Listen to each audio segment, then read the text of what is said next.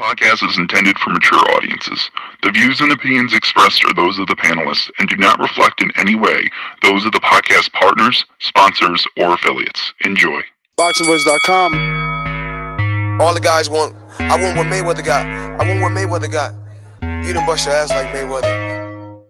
I was trying to fight every fighter. I sacrificed a lot Dazn Production.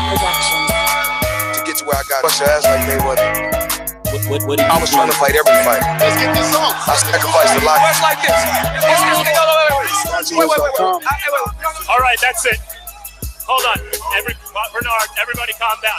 Man, you know how these bitches is in the sport. Total disrespect. Kid has no class, no style at all. I sacrificed a lot.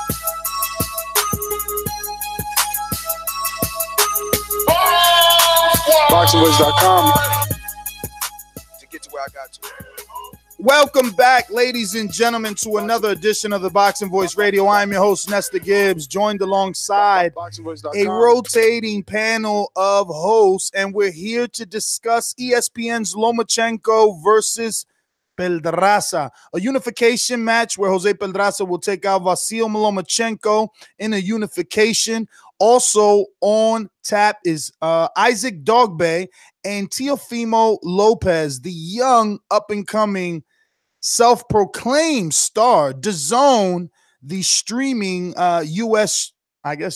app streaming service, will be bringing Kell Brook versus Michael Safada. Safada is a guy you last seen facing Peter Quillen, if that helps.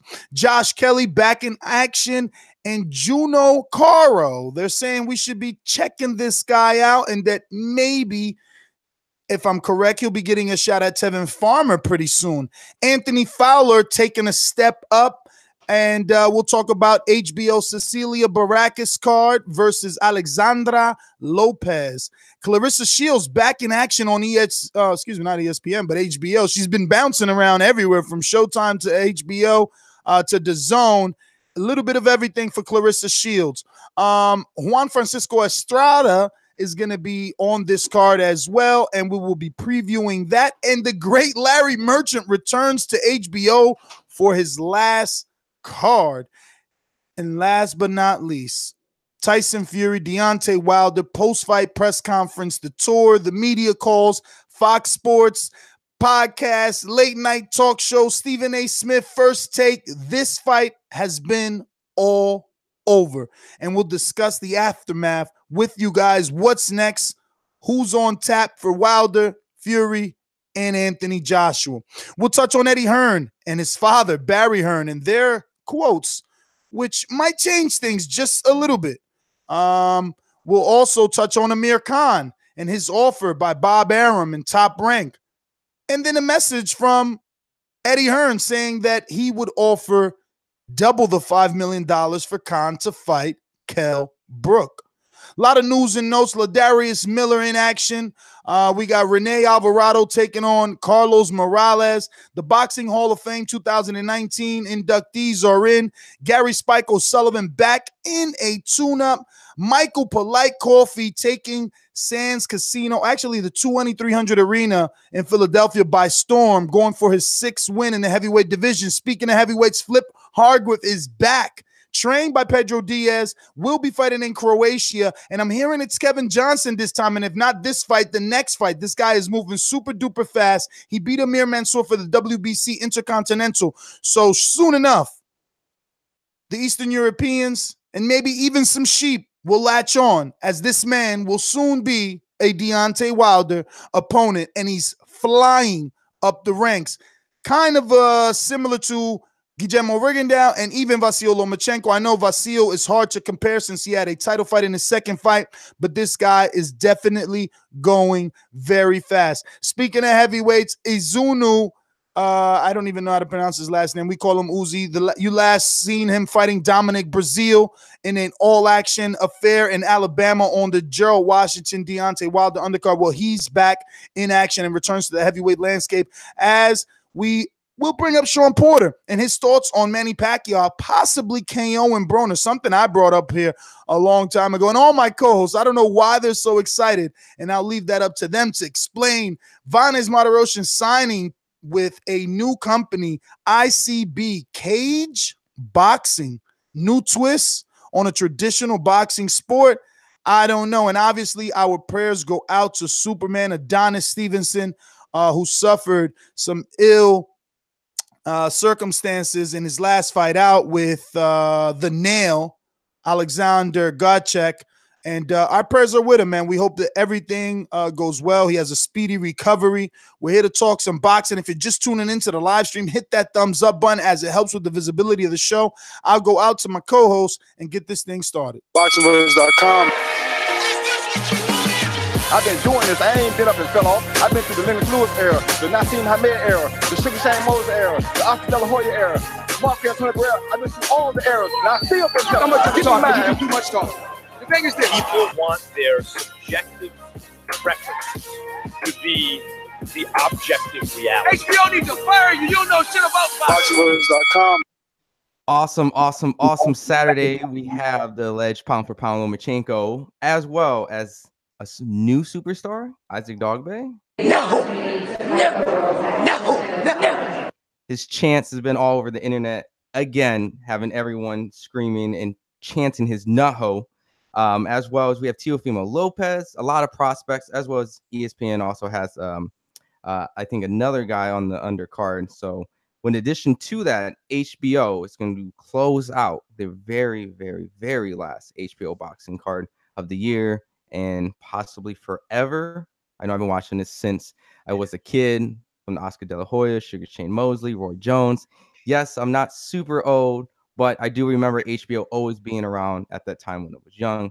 In addition to all these potential fight eliminations and some UK fights, in addition to the International Boxing Hall of Fame, Julian Jackson, Buddy McGirt, fighter and trainer, Teddy Atlas, trainer, as well as Donald Curry. I bring him up a lot as an example for many of these things. So congratulations to these guys and many more.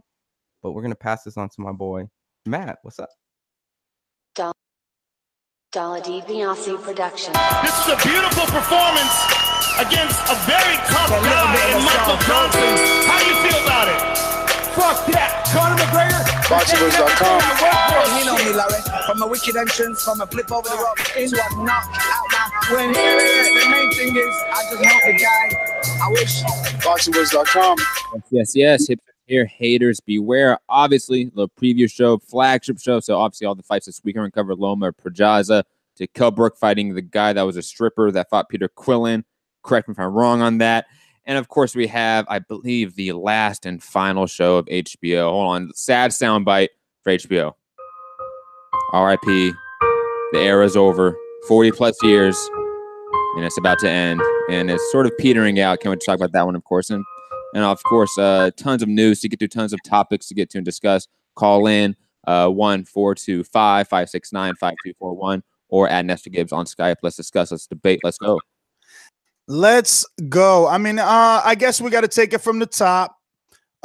First topic on hand is Vasyl Lomachenko and Jose Pedraza. Very wide this fight is. I believe I'll get those betting lines up right now. Vasyl is a plus 2,300 and Jose Pedraza is a plus 1,440. Damn. Huge underdog. This is a unification, and I'm wondering, I know I'm going out on the limb here, and it's really not something you're supposed to do when you're thinking about laying some money down. And in no way, shape, or form am I saying that Pedraza is the way that you should lay your dough. But I'm just asking you guys, should a $10 bet, maybe $5 bet be made on Pedraza, since he wasn't supposed to win his last fight versus Beltran? His only loss is to Gervonta Davis, and he holds a win over the current IBF champion in Tevin Farmer. Are we counting him out too soon? Was his fight too one-sided versus Gervonta. And I know that Gervonta Davis, aka Tank, and Lomachenko are two different styles, but Pedraza has a long reach. He's tall, and he has some experience at least. And we did see Lomachenko get dropped by a lesser man in his last fight out, if I'm not mistaken. But I mean, again, is he this much of an underdog? This is his second time being a world champion. I think it's clear that the odds are way too far in one direction. Like, remember, like Mayweather McGregor was what, like plus 400, like plus 300 towards the end of the fight. Like, Pedraza is nowhere near a 23-1 underdog. Like, that just is not realistic, in my opinion. But I also think it's not realistic that Pedraza wins. That's not probable. Is it possible? 3-1 underdog. Like, that just is. Obviously, Pedraza is talented enough. Obviously, Pedraza has beat guys like Tevin Farmer. He has a decent resume, even with the lone loss to Gervonta Davis, like you said. But I just don't think it's probable that Pedraza wins. I don't see anything that he does better than Lomachenko. That just does not exist. Yeah, I mean, I agree with you simply because of the fact that the stigma of like the Gervonta Tank Davis thing has probably made him become an overlooked fighter when it comes against these guys like Lomachenko. But for that, Gervonta has tweeted out, Pedraza is really not a bad fighter in regards to his showboating in the fight. He's praised Pedraza. He spoke highly of him, and he said, very great things about him. So at that point, I don't think he's this overwhelming underdog, and seeing the fact that the upset of Ray Beltran showed that he's still a contender, two different divisions, has notable names, and getting the backing of Gervonta Tank Davis. So we'll see if Lomachenko, because like everyone's saying, Lomachenko is great, but Gervonta and Lomachenko are two totally different fighters. They have two totally different styles, and maybe this potential fight may not be this blowout, because we've seen Lomachenko against Madgziak. He's been hit by him before, smaller guys moving up. So this would be very interesting to see how he fights in this weight class against Pedraza. It's funny, man. I know all of a sudden I've become this little bit of a gambler, but there's no way to make dough this weekend. I'm just saying. I mean, all these fights are one-sided. I mean, Teofimo is a minus 2,300. Issac Dogboe is a minus 1,200. Clarissa Shields a minus 3,500. Cecilia Barakis minus 3,500. Like, dude, these are just fucking stay busy fights. No, Katie Teller minus 2,300. I mean, that's the following week, but like all this week. I mean, I've seen people be the favorite, but like this is a lot. 3,500, 2,300. That's huge. I would say across the board, you're really, like, if you look at the HBO card, if you look at the Zone card, if you look at the top rank card, mostly it is B size again, really limited B size. However, obviously, I think Pedraza is a much more tougher fight than the 2,300 level. Yeah, I mean, I think that's all right. So, what's your pick of the weekend? What are you recommending the casual fans to watch this weekend? Or your friends, your boxing friends. He's kind of falling out of love with boxing. You're like, you know what? There's a ton of boxing on this weekend. You could catch it on your app in your car when you're out with your girl in the mall. What should they watch? ESPN. For me and Matt, they're gonna have the same pick, but you go ahead. Yeah, ESPN. You have Issac Dogboe on there. Issac Dogboe is electrifying. Like, he may be a star in the lighter weight classes, especially with just his charisma, his natural character. He is that. He is a baby face, so to speak, to use a pro wrestling term. That guy can go far. And Loma obviously has already, I think, captured some of the casuals' imagination in a way. People are peeped on Loma in a slight way, maybe not as much as maybe a Deontay Wilder post this last weekend, but Loma's known. People know of him, and he gets promoted heavily by ESPN Top Rank. Watch that one. Even if there are, in a sense, one-sided fights, you have exciting fights on that roster. Teofimo Lopez, I think he's going to cater to a lot of the younger demographic, people my age and under. So that's the card to look at easily. And plus, it's ESPN. Everyone can see it. What's Pedraza's punch resistance? Again, I know that Gervonta stabbed him, but he's known as a puncher. We all know that, Lomachenko doesn't necessarily have that power. He beats you into submission. I wouldn't say he's knocking you out. Thoughts on that? What do you guys think? Is his power legit, like knockout power, or is he, beating these guys into a knockout? You talking about Lomachenko or Pedraza? Yes, Lomachenko. Oh, well, Pedraza's a 46% KO ratio, and just for facts, Vasil has 75% KO ratio, 11 wins, 9 knockouts. Yeah, I mean, I'm gonna obviously say that Lomachenko wears you down and breaks you down, similar just like a lot of his stablemates. The Alexander, the Usyks. I mean, these guys definitely break you down, tire you out, and then take advantage after that point. I mean, I'm pretty sure when Linares got knocked down by the body shot, he was already like worn out, beaten up, tired, put in a lot of energy trying to catch Lomachenko. And seen with Tony Bellew, he was exhausted at the point. Adonis Stevenson, seemed very exhausted. So these guys' fight styles are definitely confusing, a lot of moving, a lot of hitting, overwhelming, and I think that's pretty much what Lomachenko is. He overwhelms you with multiple punches and then probably finds the right shot. I definitely think that Pedraza has enough durability to make it all 12. Can Loma get him out of there late? It's a possibility. But again, talking about probability versus possibility, I think it's more probable that Pedraza makes it the full 12 because he is a very durable guy. Really? I think the Gervonta Davis knockout took a lot. Like, we forget how much punishment Pedraza took all through that fight and to that finish. And we forget about how much of a powerful hitter Gervonta Davis is pound for pound compared to a Lomachenko. Like I will say, Loma's a guy that's going to beat you into submission. He's going to beat you by 1,000 punches. He's going to demoralize you. And I think we could see that sort of effect in maybe the 10th, 11th round. But I think Pedraza makes it the full 12. Yeah, Pedraza was standing a couple of those shots pretty well in the Gervonta Tank Davis fight. I mean, he was wearing those really well, and those shots were very clean, flush. You couldn't ask for any type of better shots that he was taking.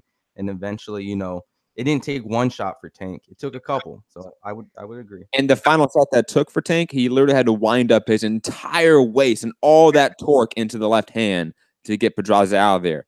And Pedraza still got up from that. We forget Pedraza got up. The ref waved it off, but Pedraza got up.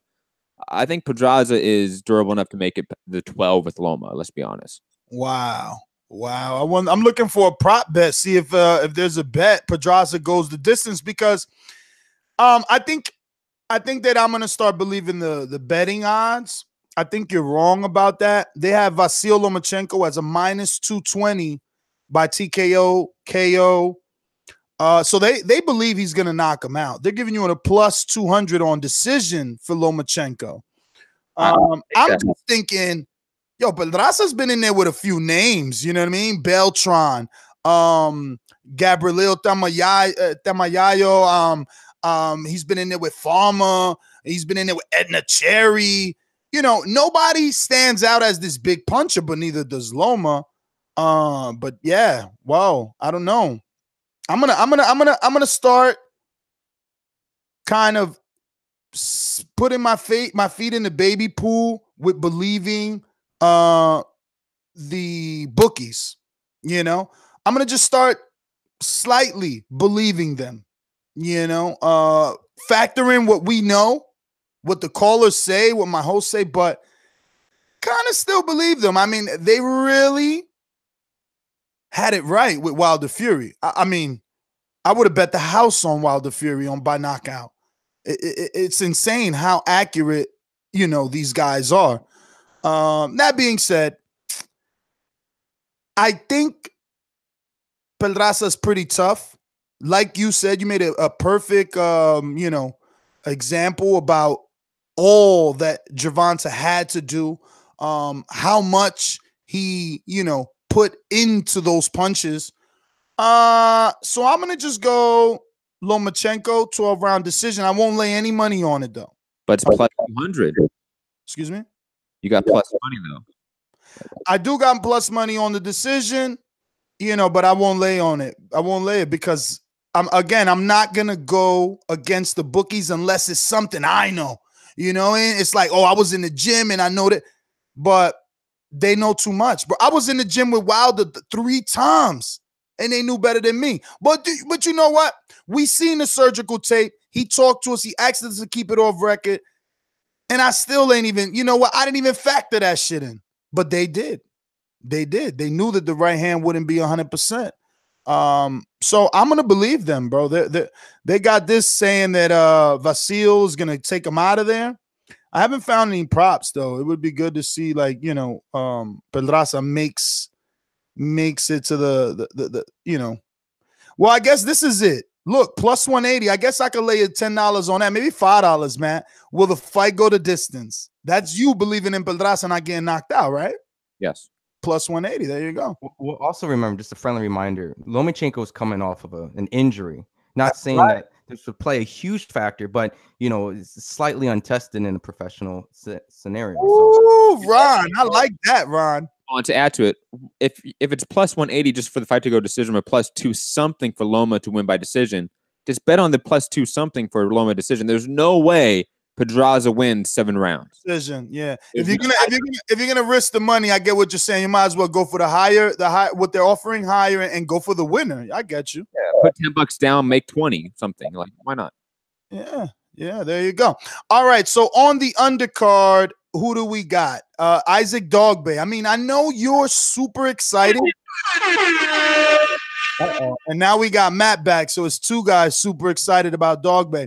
All right. So teach me, why should I be excited about this guy? I've seen him on ESPN a couple of times, but, you know, he's on that traditional top-ranked diet. Guys that I've never heard of that don't excite me. Well, one, I would say that 122 is not really a stacked division right now, and other notable names are in different networks. Daniel Romand with Dazn, Ray Vargas is with Dazn right now. The other champions in that division. His win over Jesse Magdaleno, you have to watch that, and if you don't see that and go, yes, Dogboe is something special, I cannot tell you anything else. No. I give him credit for that because, as everyone knows, if you've been listening to the show from the beginning, and I don't mean this episode, I mean the beginning of his, I've always been high on Jesse, more so than Diego. Always said that Jesse was the better fight. I didn't even expect him. To be honest with you, I didn't expect. I know Top Rank didn't expect that. Dogboe came out of nowhere, and that's why they signed him after he got the win. This was not expected. Magdaleno is a Mexican. Magdaleno is a declarated amateur. Magdaleno's been trained by Ishmael Salas and even Joel Diaz. I mean, this kid's been in the ring with everybody in terms of sparring, and it was shocking, that loss. And you know what? We haven't even seen him back. Has he?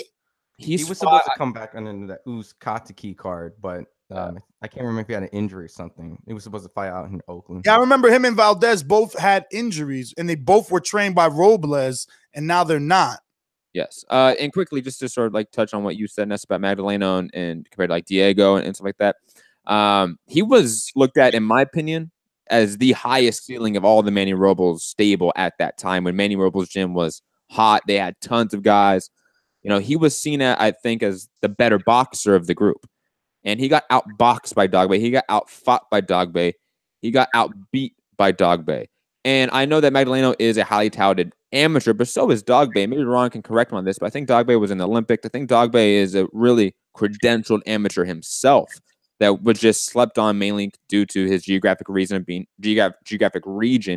being from Ghana, where we just don't pay attention to. But I think Dogboe in the next few years, especially with unifications, is going to be huge. The Inoue fight, I think, is on the horizon. If Inoue moves up to 122, Bob Arum has already been in contact with the Japanese side of boxing for a long time. That could be a big fight for him in Japan, make a lot of money, make a lot of noise over there. Dogboe is someone to look at. He's definitely someone to watch. Yeah, and going back to that amateur, I mean, he's done amateur fighting, and not just in Ghana, but also in the UK. You know, he's been around like the Olympic game participants. They had the African boxing Olympic qualification. So he does actually have a pretty extensive amateur background with a whole bunch of fights. And so with that being said, like you were saying, his performance in that fight alone showed that he was able to overcome adversity, perform against a world-class fighter. Not only the fact beat him, but knock him out. So at that point, you know, you have to appreciate, you know, what he possesses as a fighter. You know, a tough chin, tough heart, great body work, great combinations. And, you know, he's fun. He's marketable. I mean, his chant is getting other champions, other fighters to do it online. They had like a Naho challenge with Jared Hearn was on Twitter. I had to ask Jared Heard what he was talking about in LA because I didn't get that post. I watched that post like 5 times, no clue what he was doing. Yeah, so I mean, the simple chat that he does, you know, to bring up his people. I mean, at the press conference, you look on YouTube. I mean, he's looking at his opponent and he's saying the chant, and it seems pretty funny, but you know, at the same time, like he's owning the moment. Like I think at that moment, Lomachenko is there, Teofimo Lopez is there, but I think Issac Dogboe really had the star performance at the press conference with the chants and bleeding into Lomachenko's face off. They were doing the chants during his too. So another thing to add to is that in terms of like a network perception, what ESPN thinks of him, they must think very highly of him. Because he gets preferential treatment, high placing on cards. Also, he is very articulate. You know, he's a God-fearing guy. So you know the ABC, Disney, ESPN conglomerate are going to love that. It's a safe option for them. This guy can be pushed. He can be marketed right, and I think he might develop a small but very devout following amongst boxing fandom. Following, huh? And to address his opponent, because we really haven't addressed Emmanuel Navarrete at all. Emmanuel Navarrete has never fought outside of Mexico. That's always a concern for me, because sometimes we get a Munguia, but sometimes we get an Ocampo. Just put that in perspective. So I don't know what we have here, to be quite honest. I know he's fought on box a little bit, so he gets a little TV time over there. So Dogboe resides in the UK. I'm so shocked not to hear UK callers and or fight fans talking about this guy, you know. Why do you think? Like, why doesn't he have that backing? Like, once you said following, I went to nationality, you know, and then from there I went to residence. I'm like, well, damn, he lives in the right place. He could possibly get a following. Is this a thing where Bob needs to start exploring putting him out there in the UK, or at least market to them? Yeah. I don't know how you would do that long term. I mean, there's the two-way deal with ESPN and Frank Warren. That's the best way. Great point. I forgot about that. Definitely put him on BT Sports, something like that. You would have to find the right opponent. You know, I'd probably have to look at like BoxRec and see what UK names he could fight and sort of, you know, create fights with that could sell over there. But you're right. Definitely market him towards the UK. But it's going to be hard because I think Bob sees him as a US, like, not draw now. That's too, you know, high of a word, but a US figure now, US fighter now in a way. Mainly because, let's be honest, Bob needs him over here with how many dates they have. They have 54 fights. 54 events, I should say, that they need to fill up. They don't have the biggest stable. Dogboe is a champion. They're going to need him over here. So wait, those dates, aren't those dates virtual? They're not they're not like venue dates. They're television dates. So can't he still do a UK show on an ESPN card? Or is that not? Of course. But it would be like ESPN Plus. You know what I mean? Like in terms of like timing, like just in terms of prime time. ESPN probably still has a set number of those shows that need to be on primetime ESPN and fill out a quota. And again, Bobby Arum only has so many people that can be main events. And Loma and Crawford can only fight so many times a year. Dogboe is going to be featured heavily at some point. He's going to have to be. And I think they were also talking about getting a Magdaleno rematch potential later on. And also heavily, you know, in the top divisions, Diego De La Hoya's cousin, right? He's getting into these mandated positions, and depending on where he wants to go, I mean, you know, anything Oscar promotes and he's serious about, and I'm sure he's going to be serious about his own family. If that's a potential fight, then, you know, that's an opportunity there. But I do agree with Matt. I think if he gets the right dance partner, he can definitely go over to UK and get a lot of attention just because of his amateur background and his residence. Yeah, man. It'd be interesting to see what they do with him. I would like to see the rematch with Magdaleno, but he hasn't even done anything. You know what I'm saying? It's like it's been a long time since we even heard of him. And you guys were talking about dates, and you know, I think that's the reason that Bob keeps saying guys like Crawford and Loma are going to fight 3 times a year, and I'm happy with that. You know, I want to see some of these bigger names fight 3 times a year. You know, like just going off of Crawford's diet over there, you know, we're hearing names like Collazo, Khan, you know, so if Crawford's going to fight 3 times, give him Collazo, give him Khan, and a Sean Porter, you know, or a Sean Porter type, which is, there's not really a Sean Porter type at the moment. Danny. You know, again, it's not, those guys are over there, and it's hard to do. But if he's going to get 3 fights, then I can see, you know, Collazo Khan, and then, you know, gradually moving up, that December fight being your big fight, you know, or whatever, the summer fight being the big fight. Agreed. Maybe we see like a Lamont Peterson be sent over by Al Heyman, something like that. Another sort of B-side that can send over, because obviously that's a good fight, yo. You know, I'm sure he'll win, but the question is, can he knock out Lamont? I don't think he could knock out Lamont. It will be, how does he look compared to Spence and Danny Garcia against Lamont? Yeah, that's a bad fight for Danny. Some people had Danny losing it. They felt, you know, he boxed too much. But that is an interesting fight. The thing with Peterson is, like, he's just that. And, you know, no disrespect to him, but that's what he is. He's a test. Like, we don't know. Like, I don't even know who could Peterson beat. Like, maybe I guess it's fair to say, you know, a rematch with Danny and Peterson should be acceptable, because arguably he beat Danny, or there's at least controversy. But outside of that fight, I mean, I guess him and Josecito, I mean, maybe Peterson could beat Josecito Lopez, maybe. Jeff Horn? I don't know, bro. I don't know. Wow. I'm just saying, I haven't seen Jeff Horn.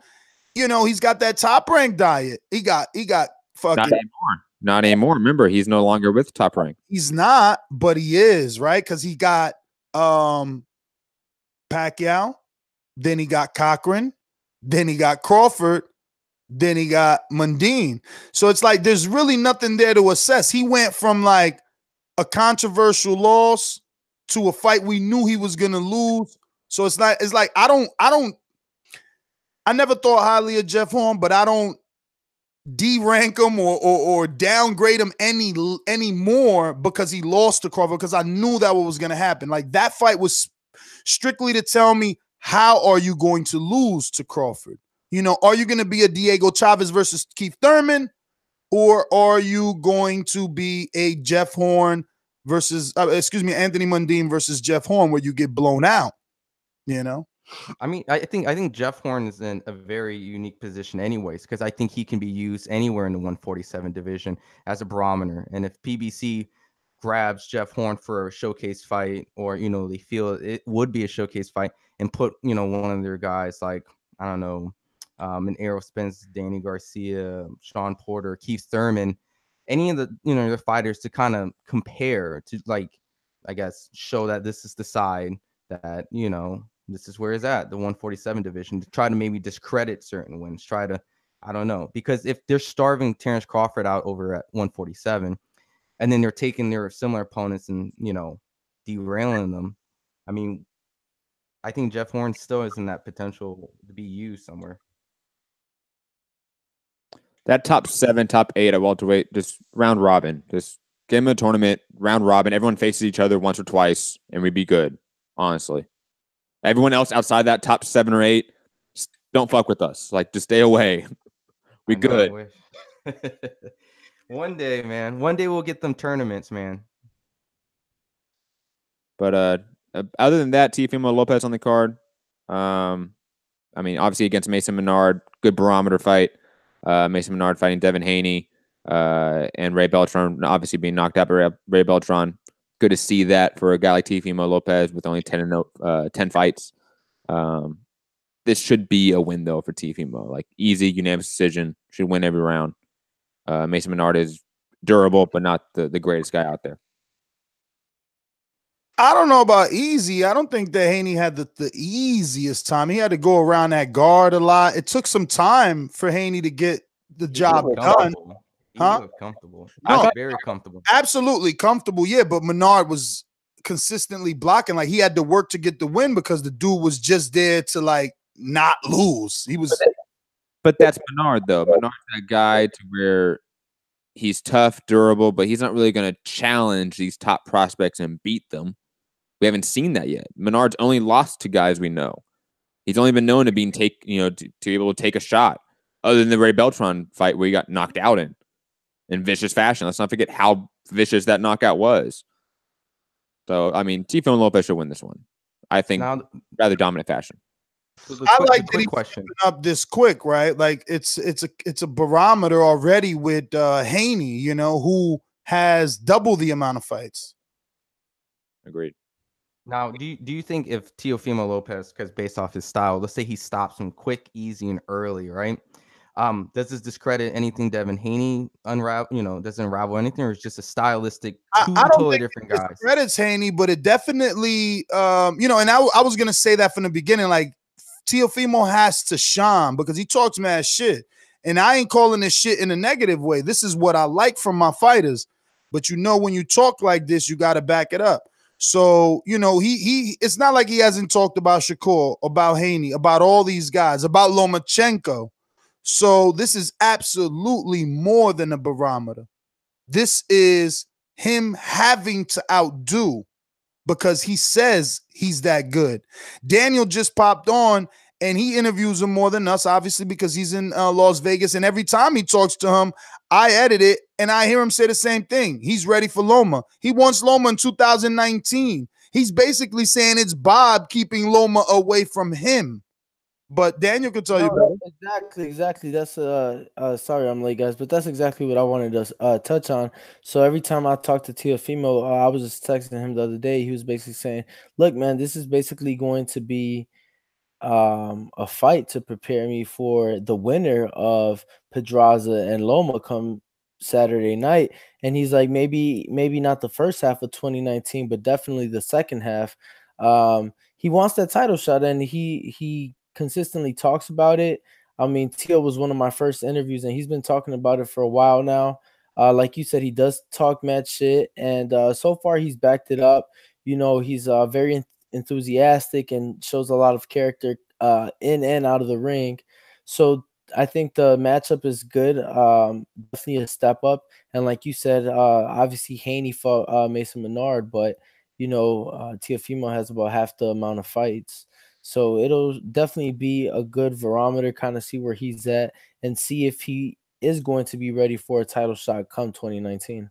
Well, if you guys want to go back and check our interview with Bob Arum on the Boxing Voice a couple days ago, we had Bob Arum on him, and pretty much we asked that same kind of question. Like, Teofimo Lopez was, in talks of saying he wants to get a title shot. And obviously, when they got Lomachenko, they promised him that, and they guaranteed that, and that's what happened.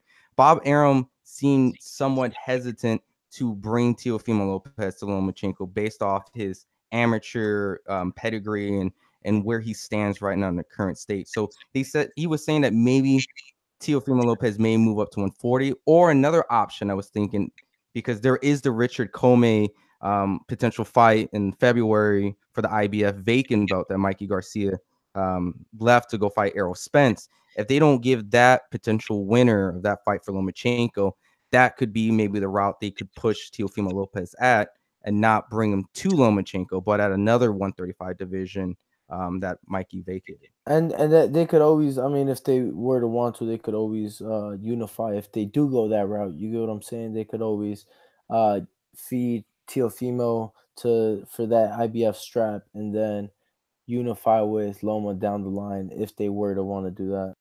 And I'll definitely tell you this. I mean, obviously, Robert Easter, when he fought Mikey Garcia, there was different levels that we saw.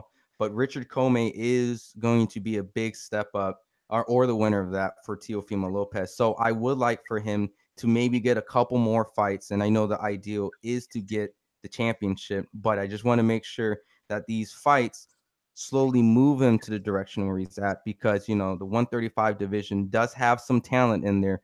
And, I've seen many prospects who are untested go in too quick. So I think Teofimo Lopez is the goods, and I think they'll take care of him very well. Top Rank does very well with their prospects.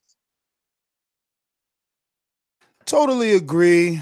You can tell who they believe in. I mean, not too long ago, like Teofimo's doing his version of Shakur Stevens, right?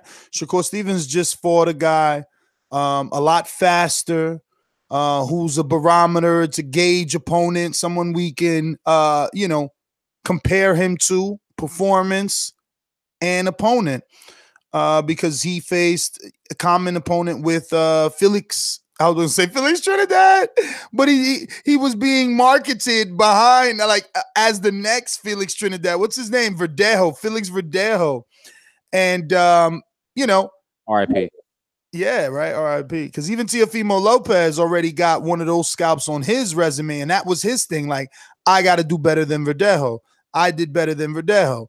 So, he's been here before, but I like it. I just want to highlight it. I want people to realize what he's doing.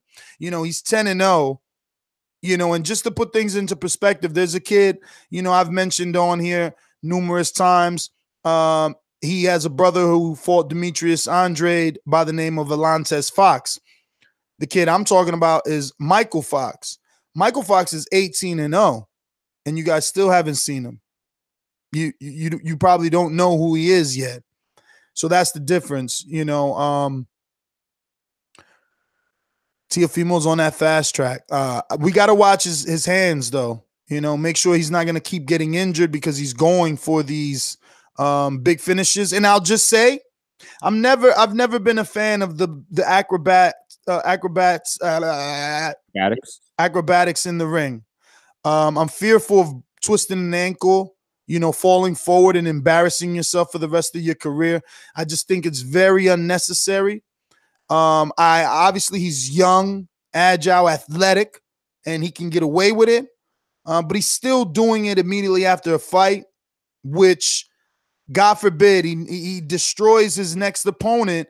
And then, in true Teofimo fashion, he does his backflip, twists his ankle. Now he's out for half the year or the rest of the year for some dumb shit. But he got us talking because of the backflip, right? No, definitely. I mean, definitely. We saw it in possibly what was the biggest fight of the year with the YouTubers. I don't know their fucking names. Logan and KSI, right? All those fucking all those fucking YouTubers were doing like the Fortnite shit, but it was really Teofimo. It was really Teofimo that got that shit buzzing and got that shit going. So I mean, he definitely has just for argument's sake, it was definitely the YouTubers that got it popping because Teofimo doesn't have the same. Those dudes are huge.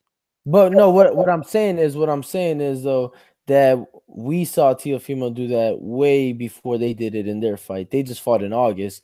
Teofimo's been doing that for the last year. So definitely. Bringing it back though, circling it around. Obviously, Teofimo Lopez has the tick. Like, people pay attention to him, people notice him.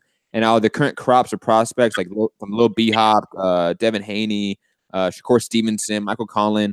Teofimo, in my opinion, always gets the most buzz out of them. At least from us, at least from the media. I don't know. Well, yeah. He's talked about a lot, man. Yeah. Not more than Devin Haney, but more than Devin Haney, I think. More than Devin Haney. Nowadays, it's I don't know. 3 years ago. Devin Haney's ceiling for right now is Showbox. Teofimo's ceiling right now, there is none because he keeps fighting on ESPN. Well, I get it, but at the same time, when you talk about it, I personally feel like on a household name basis, I feel like Devin Haney's a bigger name than. The question is it because of the Black China thing more than anything? Like, imagine if Devin Haney didn't have the whole Black China entourage. Yo, his name wasn't even in the headline. Hold on. His name wasn't even the headline on TMZ. Come on, fam. Like, he's a boxer. He's a prospect. He's relatively known for being a prospect. I mean, at a prospect stage, but he's not significantly more known than Teofimo Lopez nowadays, or at least I should say more talked about. Well, I mean, I don't know. I feel like his paychecks say different. I don't know. Yeah, that's crazy because that's where I was going. I was about to lead off with I don't know because when your money long, your popularity is too. And like this kid got a garage already. Like either he be stunting and taking pictures in front of other people's cars, oh, this motherfucker got a garage. But Ness, I'll compare it to music very fast. Compare it to music very fast. Devin Haney owns his masters. Like, he owns his publishing. He owns everything. Teofimo doesn't. That's why the paycheck is different. But Teofimo gets more exposure. He's on ESPN. That's what I feel like. I feel like by a bigger industry market or entity, I should say, in ABC, ESPN, and Disney. That conglomerate's behind Teofimo. You know what's funny? You guys reminded me that I have to ask Chris Colbert, because you guys dumped him in that category. Let me give Mike his proper intro so then he could just jump in instead of sitting around waiting for us like weirdo. I spoke it, believe it, receive it. Speak it, believe it, receive it. Speak it, believe it, receive it. I can't say it enough. I speak it, believe it. Windows count, 2 attempts, handed bands over. Sicko hit, shot and miss, 2 to stand over. Turn up. Breadwinner, huh? Look who in the building. Let me check my Instagram. I might be at 1 million. And I'm in. BoxingVoice.com. Yo, what's up, baby? Back here with another one. I know. I've been gone. I nigga been knocked the fuck out. Fell asleep, man. I don't know how, I don't know why, but I did. But real quick, Lomachenko and Pedraza. I got Lomachenko, Pedraza, good fighter, but I just don't see him being on the level of Lomachenko. Issac Dogboe, my motherfucking guys, back in the motherfucking ring. I love him. I want to see him fight the winner of the WBSS next year, but right now I'm just glad to see him back in action. And I have to agree with my guy Danny. I feel like Devin Haney is more popular than Teofimo Lopez, but I do feel like Teofimo is on the better network right now because of ESPN, and he does get more exposure. But I do feel like Devin Haney is more known because he's been on different platforms that Teofimo ain't even touched yet. I think the reason why we think, or why you guys may think Devin Haney is more known is because he's been known for a longer period of time. That is true. That's true. That's really the only difference is we've known Haney for years now. Teofimo Lopez, he's only been on the scene for what, 18 months, really? Yeah. That's a good point because Haney had that amateur buzz, like, oh, Floyd wants to sign this guy. Oh, Top Rank wants to sign this guy. Teofimo just came out of nowhere, like, oh, signed to Top Rank. He's this declarated amateur. He took all that for Deho buzz. He took all the PR buzz, man. I'm telling, it's just different now in 2018 today. Just like Ryan Garcia. If we were talking about this 12 months ago, Ryan Garcia beats all these guys. But it's not. It's different now. Ryan Garcia's in Mexico hiding with Canelo, trying to get better, and he's off the I wouldn't say beat him. Wrong. I wouldn't say beat anybody, but like popularity wise, yeah, he got it. He's in San Diego, actually, not Mexico. But he's saying with Canelo. You know what I mean? Well, I just want to say that I'm going to try and remember next time I interview Lil B-Hop to ask about Teofimo, because him and Teofimo don't have no hair on their tongue. They say what they mean, and they say what's on their mind. And they're in the same division, and if they've never talked about each other. They talk about everybody else. I've heard Teofimo talk about Shakur, talk about Haney. I've heard motherfucking Chris Colbert talk about Javonta, Ryan. Everybody. Ryan Garcia. He's talked about everybody to me. I thought Lil B-Hop was like 130. Yeah, bro, but you got to realize it's also different sides of the street. So maybe that's why they kind of stick to what they know they can get. No, I mean, because like Teofimo, like, and I'm speaking from experience. Like, I see your interviews with B-Hop. I've interviewed Lil B-Hop, and I've also interviewed Teofimo. When I interviewed Teofimo, he's talking about Shakur, he's talking about Loma, he's talking about Pedraza, Beltran. He's talking about the top rank guys. When I've talked to Chris, he's talking about the tanks. He's talking about the PBC guys. So that's just from maybe my observation. Maybe I've overlooked. No, but look, that's no different than Earl saying I'm gonna handle my side of the street. Like, there's no different. Like, they could say what they want. We could still push for the big fight. Of course, and I just want to. The one reason why you might hear maybe a Ryan Garcia mentioned by these guys, even though he's not on their side of the street, because they all sense that Ryan Garcia is food. That's why they mention him, and they don't really worry about it. Look, and I'm gonna be honest with you. I feel like when we talk about, actually, let me not assume. What do you mean by food? I think all these guys, all these young prospects, look at Ryan Garcia like he's less than them. Yeah, there's a big name, social media. I can capitalize on this fight. They seem like an IG boxer. They seem as an IG boxer, and they all think that they're levels above him. Lil B Hop, Devin IG boxer. I mean, yeah, bro. Because if you look, like for example, Devin Haney has 250,000 followers on Instagram, right? Now, go look at Teofimo. He has like 25,000. Now, go look at Ryan Garcia. He has 1 million. Yeah, but being an IG boxer is that like you gotta follow. Exactly. That's what I'm getting at. He got that pretty boy, cute, ain't even hit puberty face yet. Girls think he's all that. Now, dude, he's an IG boxer. He got the following on IG, but he don't really have the skills, in my opinion, of a Teofimo or of a Chris Colbert. You feel me? Or of a guy with 1 million followers. But let me tell you, I do like that he's with Canelo's trainer. We know they're going to take their time with him now. We know that Chepo and Reynoso are, they're going to just pump the brakes on him, put him in the right fights and teach him some fundamentals. Because listen, Canelo, not to have any amateur background, homie, is one of the most skilled fighters in the game, has one of the best resumes in the game. And obviously is breaking all the traditional Mexican molds. I mean, he doesn't fit that mold. He's the new generation. He's a spawn of the Marquezes, Juan Manuel Marquez, Canelo, those guys, even Gilberto Ramirez, not really, but Mikey Garcia, those intelligent Mexican boxers. Right. Then you got your Jamie Munguias and Gilberto Ramirez's, who are more traditional Mexican boxers. But what do we got on tap for the next topic? Kell Brook and Michael Safara. Michael Safara, we last seen him versus Peter Quillen. I'm going to double check, see if he has anything since then, or has that been the last time he's been in the ring? For Kell Brook, I actually watched a few Eddie Hearn interviews to find out what's next for Kell Brook and what's going on. And Kell Brook seems to want to stick around at 147, allegedly. According to Hearn, Kell Brook weighed in at 152. He's already at 152, and the weigh-in is until tomorrow. And he thinks he can make 147, but they're only talking about Khan, and it's actually very draining. I don't know, man. It's like Kell needs to move on, because Khan has far too many options. And I'm gonna play some audio, and you tell me where you think the alliance lies.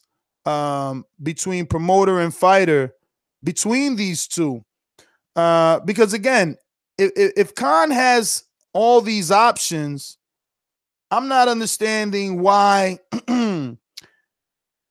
Eddie is trying to convince Khan that the Kell Brook fight will not be there if he fought Crawford next, because I don't understand why won't it be there. If Kell can make the weight, it's there.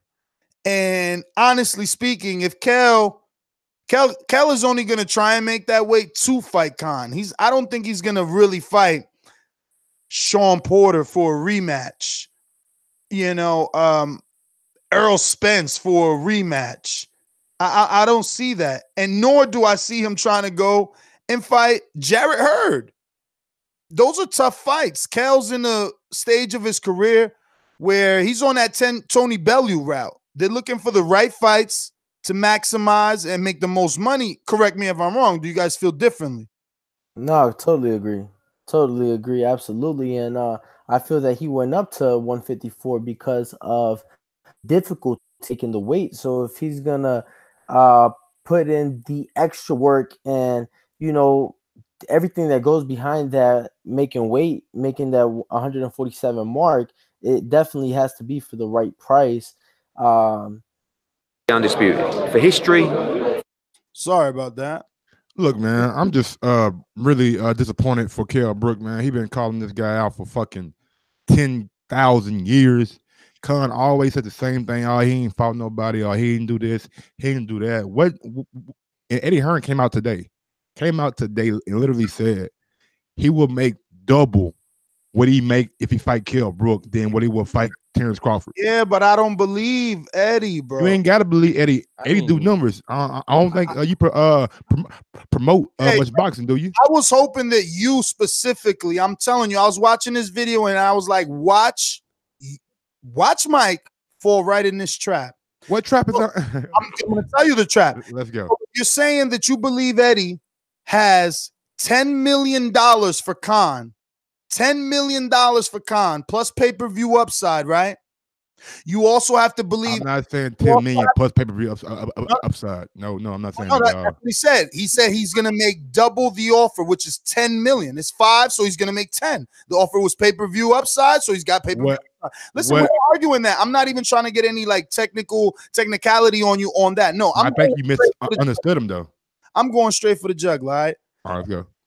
He getting 10 million for that fight. But in the next sentence, he says, if he don't take it now, the fight don't exist. So you telling me you believe that if Amir Khan doesn't take the Kell Brook fight next, that fight is done.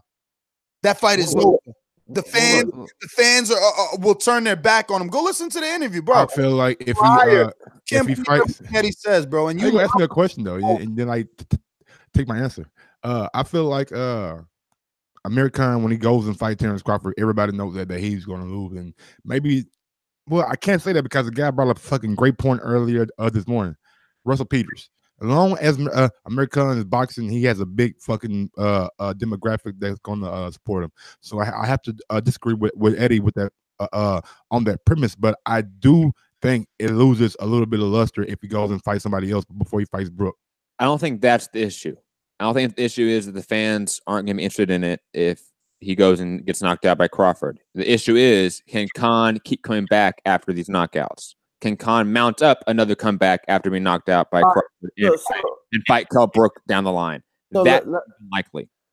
So let me ask you guys this, right? Because I was reading a little bit about it on my way home.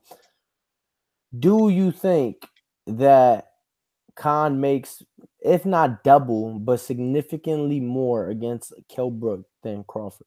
Well, look, here's the thing. I mean, there's always a potential because it's a domestic fight, and that's where the whole argument is. You get two guys, you put it in their home country, and have this big rivalry exists, and that's pretty much the whole thing. Khan's on his third fight with Eddie Hearn. Okay, so at this point, you know, the whole premise is when you saw Amir Khan sign with Eddie Hearn, you thought, hey, he's gonna sign to get the Kell Brook fight going, right? Well, if this is his last fight in the contract, this could also be Hearn's way of trying to say, look, I got you for this last fight. If you don't take this fight, I won't give you this fight. It could be a business thing too, because after this fight, Bob Arum also announced that a third party reached out. A third party. I don't know if he's masking who did it or some, but you know, when we asked them, hey, who reached out first between the Khan and Crawford? They said Khan's team or a third party reached out. And by those interviews, it didn't sound like Eddie Hearn wanted to reach out for Crawford. It didn't sound like this was his, I want the Crawford fight. He was like, what's going on? We don't want this. Yeah. So now it's like Hearn's like, look, I got you on a 3-fight deal. What is going on? Look, if you don't take this fight, I won't give you this fight. And there's a lot of opportunity for you to make money on this fight. But he needs them also for Kell Brook. Kell Brook is Eddie Hearn's fighter. So there's a lot of weird things you have to look into. And that's what I'm saying, man. If you watched any of these interviews, he's lobbying for Kell Brook. He's lobbying for Kell Brook. And look, let's just be real. Amir Khan versus Phil Greco, Amir Khan versus Samuel Vargas was more watched. It had more buzz than any of Kell's fights. Doggy, I didn't even know Kell was fighting this weekend, let alone versus the stripper. The show popped up for Quill. I'm like, damn, Kell Brook he was fighting this weekend. That's crazy, B. I seen somebody else fighting Reginald Quillen too. Who's fighting Quillen? And Joshua Buatsi, yeah, baby. And that's a big step up for him because Chris Eubank fought him like in his 20s. Yo, Quillen had 14. Hold on a minute, bro. Before you start lying about how this is a step up, when he fought Chris Eubank, he had 14 fights. Okay. So how's that a step up? Because Buatsi only got like 6 or 7 fights, bro. But Quinlan probably has like 16 right now. But he's a fucking veteran in the game. He's been champion already, IBO champion. Oh shit, you with me then? Yeah, IBO baby. Only me and motherfucking Mike repping the IBO in this bitch. Yeah, too, man. AJ got it. You know, that's what I said. Triple G got it. Jerry Heard got it. Jerry Heard got it probably. Triple G had it. Had past tense. Oh shit. Oh shit. Oh, Canelo Swift, my bad. Canelo Swift over here. That is right. All right. So what else we got? Josh Kelly's back, and he's gonna be fighting David Avanesian. This is on Dazn, guys. See, this is on Dazn. This is a good fight. This is a step up for Josh Kelly, and he keeps moving fast. This is the Kelly one. This is not the Taylor one. This is Josh Kelly, who fought Carlos Molina, who arguably beat Islandri Lara on ESPN. Now, he didn't fight that same version of Carlos Molina, but nonetheless, that was a step up. That was a veteran in the game. Unlike Mike was trying to say about Reginald, who the fuck is that guy, Quinlan? Carlos Molina has been in the ring with a whole bunch of people. James Kirkland, Islandri Lara, just to name a few. Probably K9 Bundridge.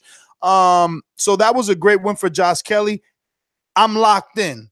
You know, that little motherfucker got us a flag. That's how much we've been locked in. We got flagged by YouTube for doing Josh Kelly reviews. But I like this step up. And I'm gonna give the credit to it's Adam Booth, right? Is Adam Booth his trainer? I believe so. It's either that or Caldwell. Definitely not Caldwell. It's a white guy with a thick beard. I believe it is Booth. Yeah, then you're right. Adam Booth. The same guy that trains Ryan Burnett trains Josh Kelly. Yes. Yeah, it's Adam Booth. All right. So, damn, where was I going with this? Who was I talking? Just Kelly. Yeah. So I think it's Adam Booth that's pushing Kelly this way.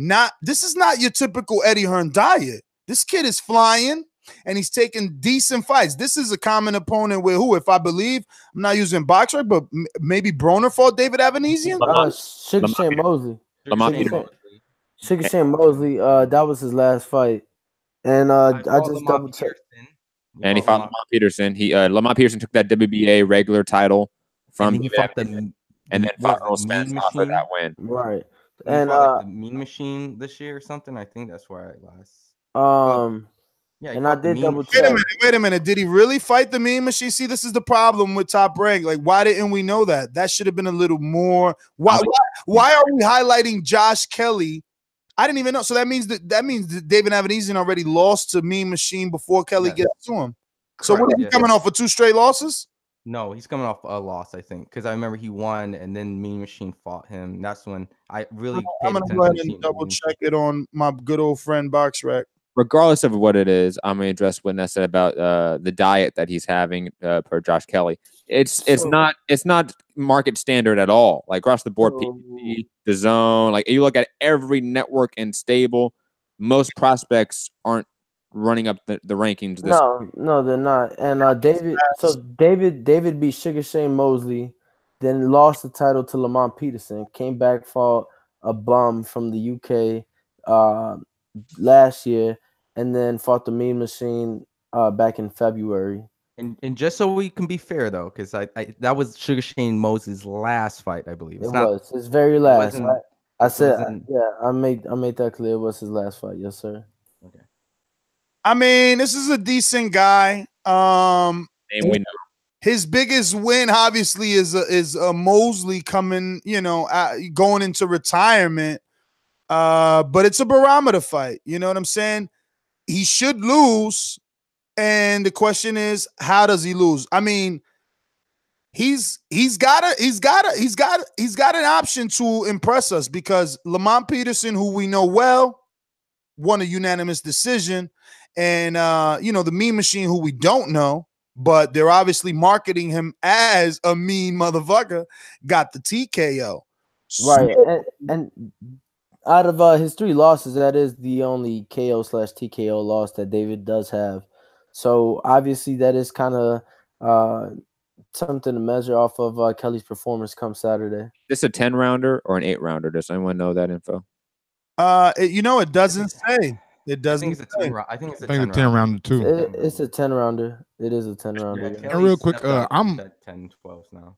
I'm more excited to see Josh Kelly than I know it's a step up opponent, but I'm of the mindset that I like to see the prospects in the ring early against tough opponents because we get a better barometer on how good that they're going to be. And I think Josh Kelly is going to be one of the a very good professional. But see, you can't always say that because I feel like it has to be done at the right time because we've seen at the Lubin is still questionable, right? Yeah, that is, man. I was Lubin on that train. I think he just got caught. Yeah, he just got caught, bro. But what I'm getting at is we've seen where fighters have gotten pushed a little too quick, and people are like, "Oh yeah, he was just all talk, all hype," and then they do come back. I mean, look at a lot of these fighters get the tough oppositions or they get those early losses on short notice, right? Perfect example, Tevin Farmer.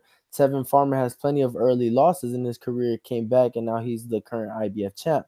So, I think that they're doing a great job with Josh Kelly nonetheless. I feel that they're not moving him too quick. And I am excited to see him come Saturday. It definitely doesn't fall under the category of too quick, but he's moving quick. We got a super chat. Absolutely. We got a super chat from Jack Kilsby. Adam Booth said he would let Kelly fight Khan next. Yeah, I'm sure. I mean, I would let anybody fight Khan next. Everybody knows what Khan represents. That's why Top Rank is paying $5 million for Khan and not for Danny. Danny is a tougher fight, so they want to make Danny earn it. Khan is a name that you get notoriety, so you pay for that name. It's like when Joshua paid for the Charles Martin. You pay for the opportunity, and then you capitalize off it. He beats, Khan or gets in a pay-per-view fight with Khan, who's already done arguably 425,000 pay-per-views to 600 now that Matt Stats is back, so like it's good for Crawford. Danny doesn't have a pay-per-view. You don't know if that's going to do if it could be a pay-per-view. Someone spoke about Khan's backing earlier, so I think that's the reasoning behind it, but they should have made the offer even, I think. And let's be honest, very quickly, let's be honest. Samuel Vargas rocked and hurt Khan on multiple occasions in their fight. Yes. So if Samuel Vargas can do that, Samuel fucking Vargas, anyone in the top 20 at welterweight could possibly beat Amir Khan at this point in time. How y'all feel about Kell Brook? Real quick, I was just gonna say, Bob Arum even said that out of his mouth that he thinks Amir Khan's more valuable. So. I mean, because he's thinking like a promoter. It's no different than Eddie Hearn saying, "No, I want." It would be an injustice to the British public if I don't get Khan versus Kell Brook done. So that was from Bob himself. So it's not like a speculation. He believes that. So it's all of us should believe it too, though. Like he is the bigger name. He is gonna bring in more. Of course, like that's without a doubt. Or even Danny, to be fair, like. Well, that was the comparison, Matt. It was from between Danny and Amir. I feel that Khan is significantly a bigger name than Danny Garcia on a worldwide level. Absolutely, you got to think country, and you got to think of his nationality as well. Like he gets backings from other things too. He gets a big demographic as well. So I mean. It's case by case. I think they're both good fights, for Crawford to have on his resume. All right. Next on the docket, what do we got? Juno Caro and Anthony Fowler are on this card. I mean, Fowler, we heard enough about him from UK Rob, so I'll check him out. But this Caro kid, I'm hearing Eddie Hearn, Carroll talk crazy about him. Who'd I say earlier in the beginning of the show? Eddie said he wants to put him in with Tevin.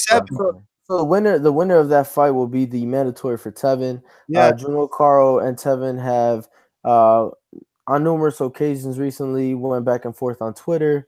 They building it up though. Yeah, so the fights get made on Instagram. I mean, it's no different than Willie Monroe and Charlo, right? I like Jonah Carroll. I think he's a fun fighter. I think Tevin Farmer beats him, but I still think Jono Carroll is that all action, in your face, sort of like a Denis Shafikov, sort of like a Ruslan Provodnikov. Not really the most technical guy, but he's durable, heavy hitter, throws a lot of combinations, insane cardio. I think him and Tevin are really going to match up for a really fun fight. Is he really a heavy hitter though? Like that's my like. Can he possess the punch to kind of? Because last time I've seen a lot of his fights went to. I'll put it this way: I think he has more power than like a Nico Macias. Obviously, not like not Deontay Wilder or Adonis Stevenson sort of power, but I mean, ain't saying much though. Nico, yeah, but he pity pat right there. I mean, the better question is, does he have more power than Tevin? Because that's who he's gonna fight if he wins this fight. I don't think he does. I think it's marginal. I think it's marginal. Like, there's not really a difference. Like, Tevin Farmer's not packing heat. He isn't. Yeah, I agree. I mean, for if you compare, but I don't know. I mean, did he get a stoppage his last fight to the body? Tevin. I mean, but who do you fight? Who do you fight? James Tennyson. Exactly, James. Hey, be fair to the UK guys. James Tennyson got knocked out by a guy that was like 12-39. Like, James Tennyson's not. That was a fucking showcase. Like, let's be honest here. Jono Carroll's not a showcase. He is. MB in the chat says both Carroll and Tevin's power is underrated. True. I've never really heard of a Jono or Huno or whatever the fuck his name is. That's some really fun fights. Go back and watch. He fought Declan Garrett. Casual, bro. Yo, he's trying to tell us what to watch, Daniel. Sorry. Audio too, bro. Get your shit together. You're getting a lot of passes. You can go back and watch his last fight against Declan Garrett. That was a fun all-action fight. You kind of get all you need to know about Jono Carroll in one fight. He's one of those guys. Like, he never changes. He's in your face. Denis Shafikov is probably the best sort of example you can use. Is he a matchroom fighter? Yes. Wow. He's on a matchroom card. So, yeah. I mean, yo, they got so many fighters, bro. They got everybody, man. I mean, they do. That wasn't to you. That was to Mike, but it's okay. HBO card. Cecilia Barakis. Oh, you real got quick. I was gonna say Kid Galahad is also, I think, also gonna be on the card, right? Too. I did see that. Yes. Fucking plus 35. I mean, a minus 3,500. Who's he fighting? He's fighting a guy that's 10-4, and his last 4 fights are all losses. I don't know. Let me tell you though. You see, this is the good thing though about Dazn, right? Like, we didn't like Adamic, we didn't like Bindu, you know, but it kept Big Baby fresh. And now they're saying they're gonna do a Friday night Dazn card with Big Baby and some other people. That's pretty dope. And it's gonna be the day before, like the Broner Pacquiao fight, January 18th in New York. Possibly Boo Boo on it. They said, yeah, dope. Damn. In New York. That's what I'm saying. In New York. This is the beauty of those apps, bro. Like, when I spoke to Bob in my interview, still on YouTube, you can check it out. Not this week's Bob, but like, you know, one of those other Bobs. He said that they have unlimited bandwidth, bro, so they could just put up as many fights as possible. You know what I'm saying? So that's dope. When did this get announced today while I was sleeping or something? Yeah, definitely. I got absolutely. It. I mean, but when are you not sleeping? I was gonna say it too. When aren't you sleeping? So, all right, now we're gonna move to HBO's alleged final card. Feels like we've been saying this for 3 months. Cecilia Barakis, last seen when we were in LA for the Chivas party, and you know, she got a very. She's fought since then. Yeah, she fought Hannah Gabriel, didn't she? Yeah, she fought Hannah Gabriel's. Oh, she. Yeah. Ooh, what she I seen that fight too, but I think that she lost this fight in LA, bro, to the girl from the DMV area. I did see the Gabriel's fight. Actually, I didn't see. I only remember seeing Clarissa fight Gabriel's. How long ago did she fight Gabriel's? That was like a year ago. No. It was like in the summertime. Yeah, I thought it was like this summer. It was like August, September, something like that. Okay. I have to check the record. I think it was on like a Showbox. It was HBO. Oh yeah, it was on Showtime. It was on As a matter of Showtime. fact, yeah, you're right. And, Yeah, because you know how the women like move from network to network, just like it Clish's was Field. like in Michigan. Hannah Gabriel's was, you were right. It was June 22nd. Damn. Hashtag Matt stats in effect. Bro, the Showtime, only reason DAZN, that I and know, HBO in like 6 months. the only reason that I know, what y'all talking about? Cecilia Brackets last fought in July in Moscow. Are we talking about Clarissa or are we talking about? We're talking about Baracus. Oh. Yeah, we talking about Cecilia. That's what I'm saying. But where was that fight televised? Was it World Boxing Super Series? What? Maybe it was in Russia. It was in Russia back in July. That's why I said the last time we seen her was when we was in LA, because she lost that fight, in my opinion. I think she was on World Boxing Super Series card with like Gassiev or something. No, not Gassiev. No. And she's older. Let's be real. I'm trying to find her box right here so I can check her age. Is that the one you're talking about, the Vanas Monteros? Yeah. The girl in the DMV area who's fought a lot of them. I think she's got a common opponent with Napoleon. What's that girl name? Napoleon. So very quickly. So I just want to address this and get the facts right. She fought on the Gassiev Usyk. That's what I was getting at. Yeah, the finale of World Boxing Super Series season 1. She fought on that. I think I seen it and it was boring because that was on Dazn. And I just couldn't watch it. But I definitely watched the Kell Reese because we were live. I had great seats. I never heard of this girl, Alexandria Lopez. You know what I'm saying? Look, all this is a stay busy fight. They're leading up to a possible Clarissa fight, but I believe Cecilia is at a lower weight division. I'm gonna have to sign in on my other browser here. So Cecilia's welterweight. Obviously, yes. Clarissa was super middleweight champ. Now she's middleweight champ. And I spoke to Clarissa, and so did Mike. Mike, I don't know. Did she tell you? Because she's always told me she's not going to 47. No, she said ain't no way in hell she can make 147. She said if brackets want to fight, it would be at 154. So yeah, that's the whole thing. Like the if fight, you're pound for pound, you would move up. That's the whole thing they're trying to say. It's like if you're pound for pound, then move up. Quickly, just so you know, Alexandria Lopez, her first professional fight was against Kaylee Reese, and she lost. And she fought Tori Nelson 2013 and lost. Those are probably her notable losses, you would know, and notable opponents. So the Cecilia fight was originally offered to the newly crowned super lightweight champ, WBC super lightweight champ, Jessica McCaskill. They couldn't get that finalized. So that was the only way I was making the trip to LA for that fight. So I will not be in attendance. Yo, why did Kyle Reese beat this girl on her debut? And she ended up beating Kaylee Reese in a rematch, by the way. Really? Yes. Alexandra Lopez or Lopez. Oh, yeah. I see it. Like 2 fights later. Damn, why Reese ain't go for the trilogy? They could do that now. Tori Nelson, she lost to her too? Mm-hmm. Yeah. 5 years ago. Tori's tough, bro. So Tori, the same girl that knocked down Clarissa, right? Yeah, but I think Tori also has a let me double check because I think she also fought Alicia Napoleon. Let me see. Wait, Tori didn't knock down Clarissa. Tori lost to Christina Hammer. We seen that on Showbox or Showtime. And who's that girl? Ron? Hannah Gabriel. Hannah Gabriel, yeah, that's right. The fine girl. I told you this girl lost.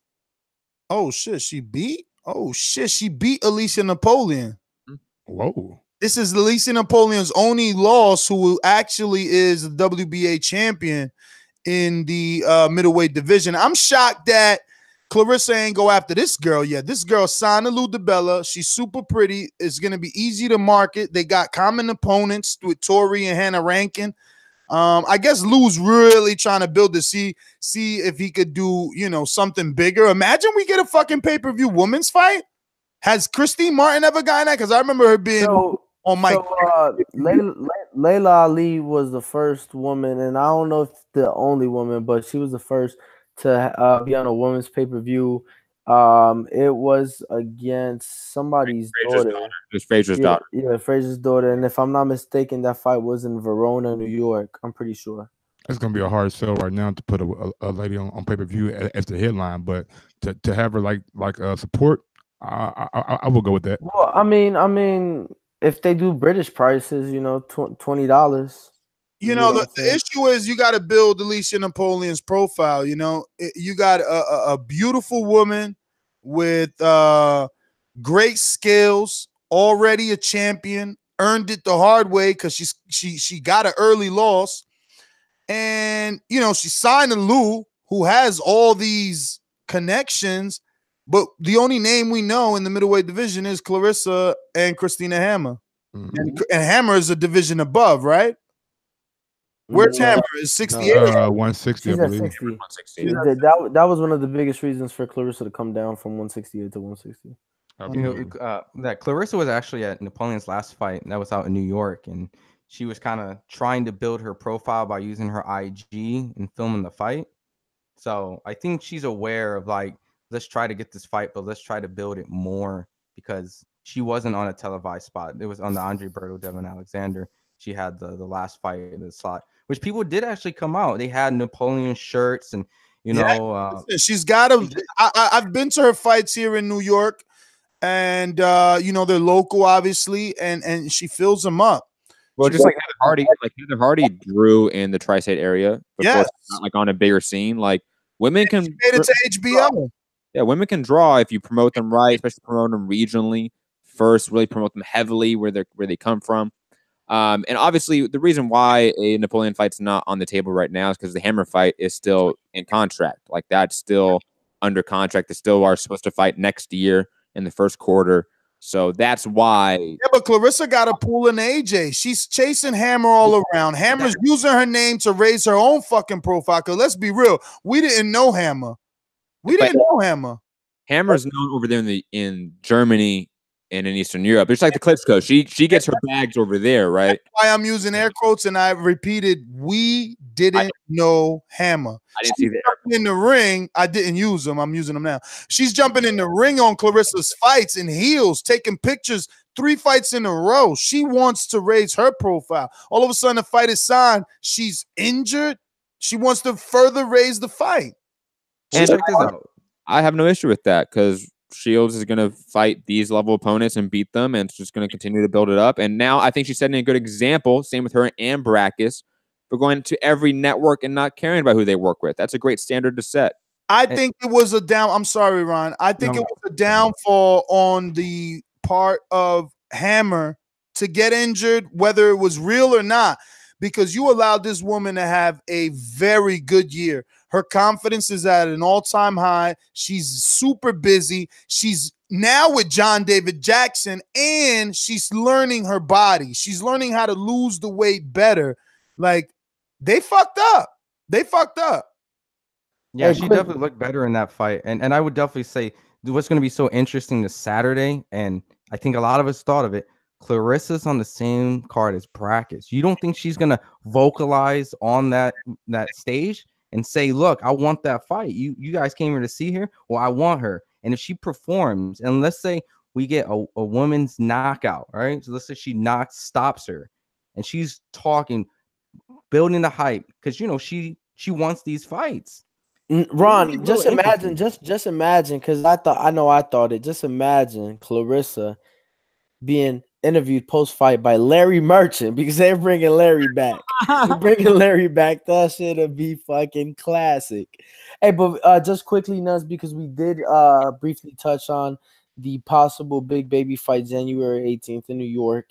So it was stated that Boo Boo had a chance of being on that card as well. So he had a run-in with the law yesterday, got arrested for carrying unregistered weapon. What? So he got pulled over. He was in his Mercedes. I put it in the chat. Yeah, so he was in Rhode Island, got pulled over. Oh, he was in Rhode Island? Yeah, wait a minute. Rhode Island like New York? Can you have a gun in Rhode Island? I don't know. No. So not unregistered. It was unregistered. He had it in a Louis Vuitton bag with cash, and apparently told the authorities that he had it because of who he was, and you know, whatever. But he was arrested. It is a felony charge. So let's hope the best for Boo Boo. Obviously recent. Ain't no best for him, nigga. If it's like anything like New York, shit, he gonna sit down for a year, like Lil Wayne, like motherfucking Plexico Birds, like just like everybody else. Rhode Island is not New York though, so I don't know the laws. That's what I'm saying. If it was like New York, I mean, bruh, man, that shit is close enough. Is it Commonwealth? Isn't Rhode Island? Oh my God! Don't tell me that, because we will have to start praying for him. Don't say that shit, Matt. I don't know. I don't know. Commonwealth, the little bit that I know, Commonwealth decides per case. Yeah, I know a little bit. They don't go by, like in New Jersey, we have the 2C law, and you have to follow a guideline. There's a mandatory and minimum in sentencing. Like when you fall on the Commonwealth, the judge could just be like, yo, Matt came in and he had a joint, and it's like, you know what, Matt, just go ahead and pay $50. Mike comes in and he has a joint. He's like, put him in jail for you go for 5 days. Daniel comes in and he had a joint. It's like, man, you're doing 15 days. And then Ron comes in. He's like, man, you do an hour. And it's like, what the fuck is going on? None of this shit is right. There's no. Say Ron will do an hour. Come on, man. Hey, yo. Hey. That's because he's blazing. That's because he's blazing. They might tell Ron, now, you know what? Just sleep it off. Sleep it off, my man. But everybody else gets treated like shit, and it's still not even.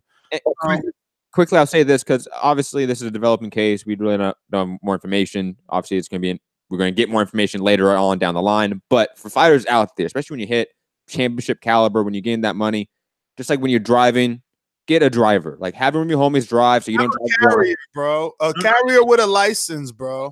Let me finish. Just like don't drive drunk. Have a driver. Have one of your homies do that. Just like don't carry an unregistered gun on you because that's not smart. Have a homie that does that shit. Just you don't have drugs on you.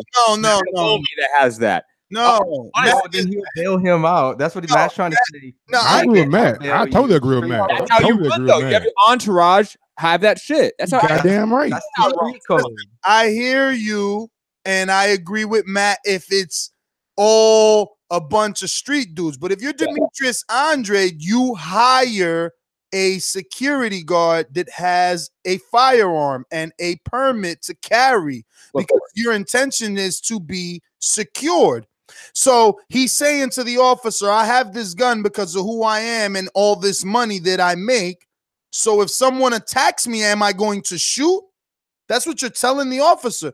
It's stupid. And I get what Matt is saying, but I'm just saying, no, I don't want to teach them that. I want them to pay for a fucking armed security guard. Agree with a homie to fucking carry an unregistered gun so he could go to jail. Fuck that you could bail him out. You still ruining his life and his life. Put the homie on. Get a homie a job. Obviously don't have an unregistered gun, but even don't have a registered gun on you. I think that's made a great example. Like have a person that's paid to do that. That's their job. Just don't carry an unregistered gun and call it a day. Look at the predicament he put himself in. Let's hypothetically assume something was to go down. Is he now you're gonna shoot a nigga? Now Demetrius Andrade is known for catching a body because someone tried to rob him and he shot somebody with an unlicensed gun. Like, think about that fucking story out loud, Demetrius, and thank God that you just got pulled over. Get yourself a good lawyer.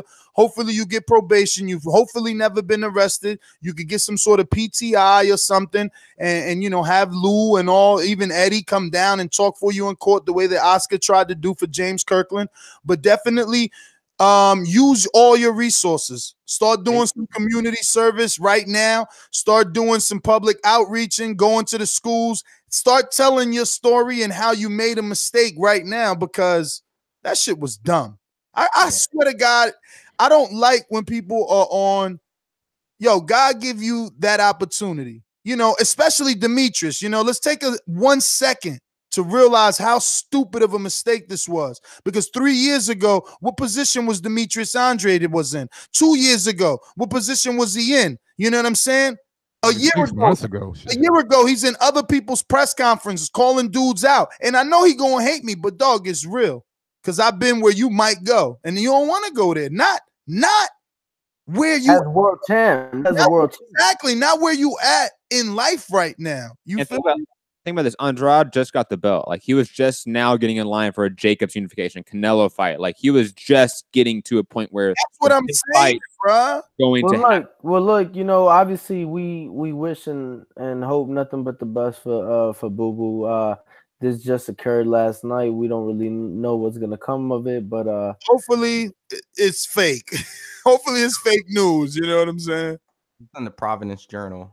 No, I know, Ron. Ron I'm just being objective, man. Ron right away, like, no, don't make me look like I got some fake news. Nah, we know it's not you, Ron. I know. That belt is cursed, man. Billy Joe, now Demetrius Andrade. That belt is cursed. That's fucked up. Get that belt away. Ever since Peter Quillen vacated it, it's had bad juju on it. Get that belt away.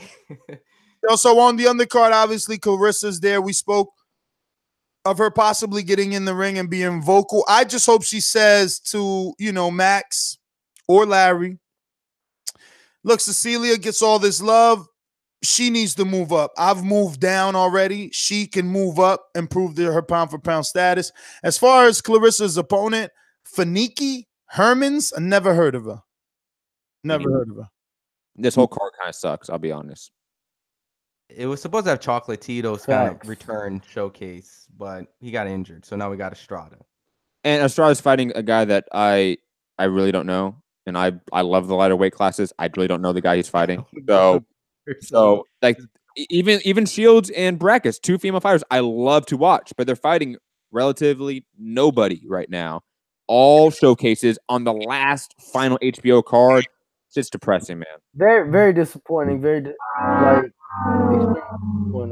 Let me get to some audio to segue into our next topic. Just rewind this. All right. Undisputed. For history, for legacy, everything. You can't be owning every single belt. And if you ask Joshua a serious question, like, who does he want more? The answer would be Fury. But what does he want more? He wants to be undisputed heavyweight champion of the world. So he wants to fight both. And he's up for it, mate. He's hungry for it. I don't know what's going to happen. I'm not going to talk about negotiations that have been happening or conversations that have been happening because I did that last time. It didn't work out too well. So I'm going to go low-key under the radar. I've promised people that I wouldn't be talking about negotiations, and I won't be, because we've got to try and make it happen. Will Wilder rematch Fury? Maybe. Will Joshua fight Wilder? Maybe. Will Joshua fight Fury? Maybe. They're all in play.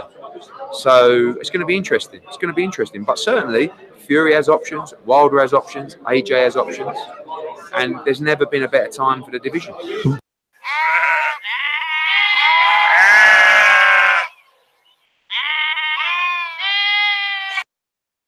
So, what do we believe?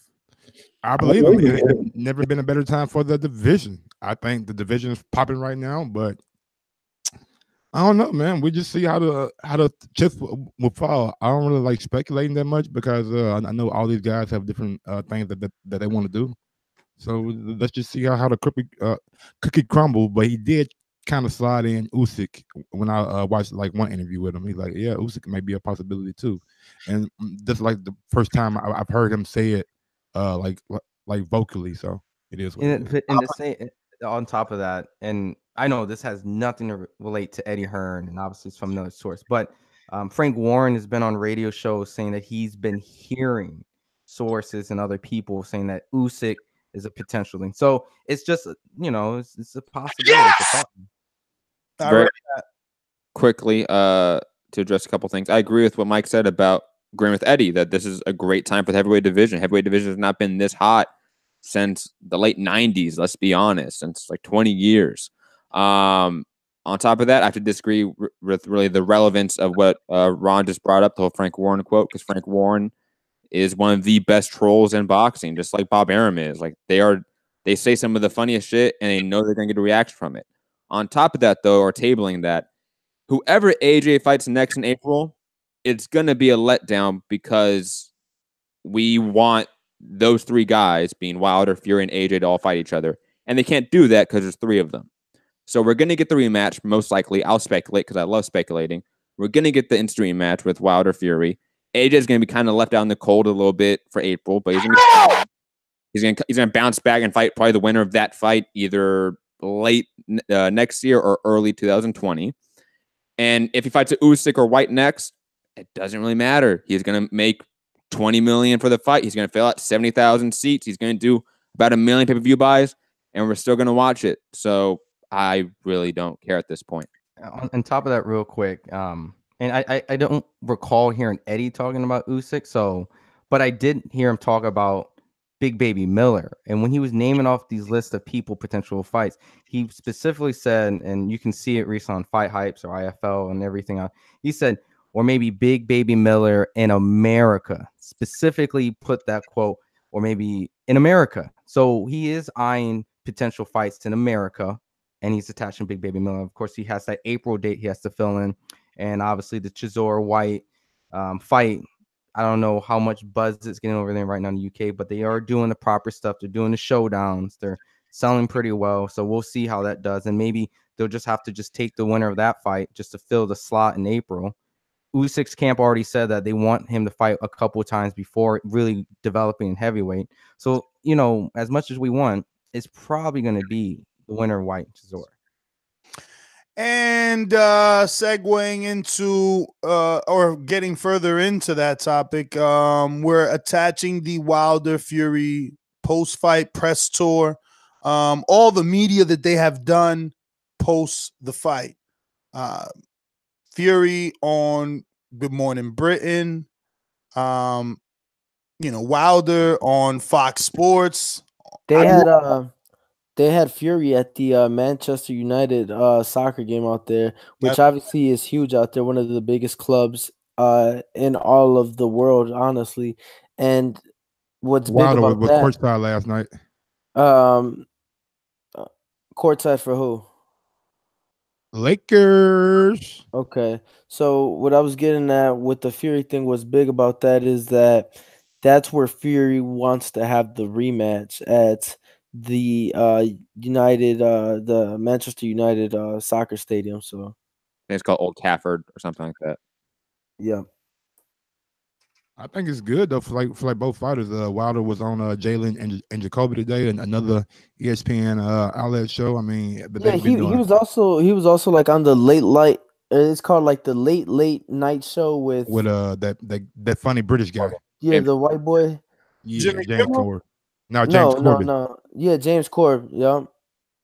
So the point is that these guys have done a significant amount of post-fight media for this fight. The buzz is there, and I just want to get into Stephen Espinoza's comment during the media call, Deontay Wilder's media call, where he said that May, June is a better time for the rematch.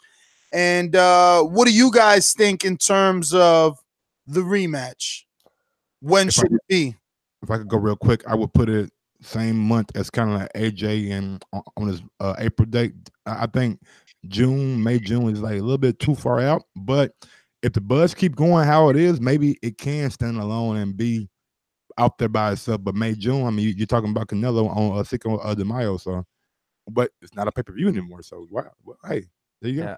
I mean, it just depends on where you want your attention. I think on the safekeeping, wherever it is, it should be after the AJ date, because what happens is you're going to bring a lot of attention and pressure from the media to continuously ask about Wilder and Tyson Fury, constantly bringing them up into the media and talking about it and building it up. If you do it before, you kind of get a pre-notion of a, determined winner, and it's more exciting when you get him to give his opinion on both fighters and then build the whole heavyweight division, and you get more excitement that way. So I think anything after April is perfect with me.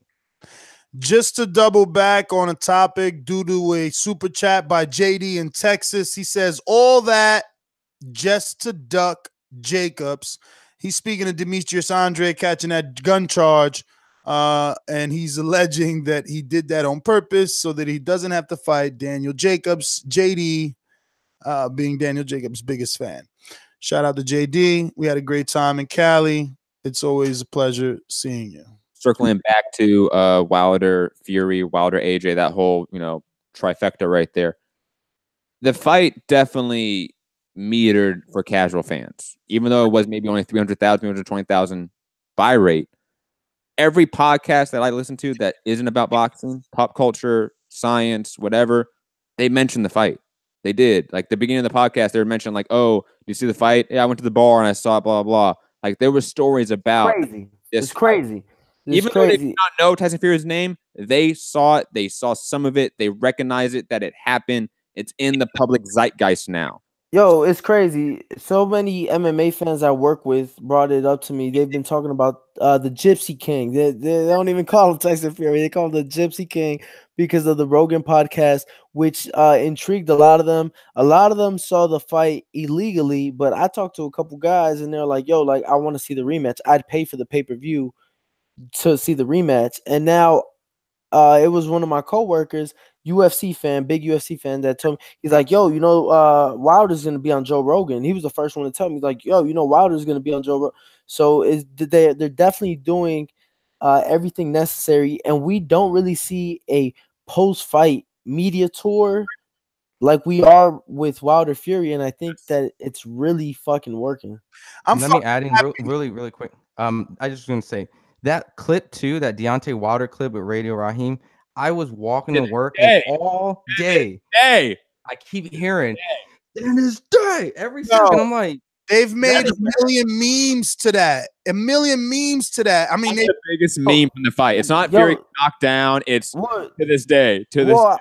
To this day, and then Fury getting up, the biggest fucking, even Zerafa Heard said, when people ask me, do I still live at my parents' house? It was to this day.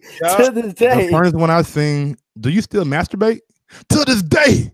To this day. Boy, I was in here dying laughing. I actually need that soundbite. I actually need that soundbite. So, you know, they'd be like, yo, when is AJ going to fight Wilder?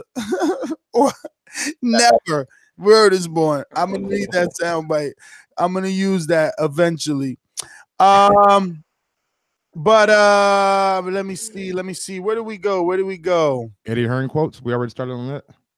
Which one do you want to bring up? I mean, Wilder must fight AJ next, or we might miss the boat. Wilder and Fury wasn't a great fight. AJ beats both. Or Khan makes ballers. That'd be nice. That's true. We still got a couple of topics, but you know, well, AJ Wilder's not happening. Like, it's like we know, like we can all speculate down the line. It's not happening next. Like, AJ's not fighting those two guys next. It's not happening. I kind of agree with Matt, man. I think we should go to like the notes section. I mean, all the talk is cool and shit, but if they ain't, well, like Ned said, no news is good news. So as long as they're not talking about it out to the public, maybe they're working hard behind the scenes. Well, that's something that he said in the clip, right? He said that he promised whoever he's negotiating with that he would not speak, and he won't speak anymore. So he at least let us know there is discussions. There is no negotiations. Now, who that's with, we don't know. But I get you guys. Let's skip over all his quotes because I don't believe half the shit he says anymore. We could talk about Michael Polite Coffie. He's back in action in Philadelphia. And Flip Hardgrovic. He's going to be fighting in Croatia. I don't know how we're going to get to see that, but I think he's fighting Kevin Johnson. Let me just double check. And shout out to Big Mike Coffie, man. Met him down in Alabama. You know what I'm saying? He's one of the Deontay Wilder sparring partners. Hopefully he does great this weekend in Philly. Really excited to see him be a player in the heavyweight division. Yep.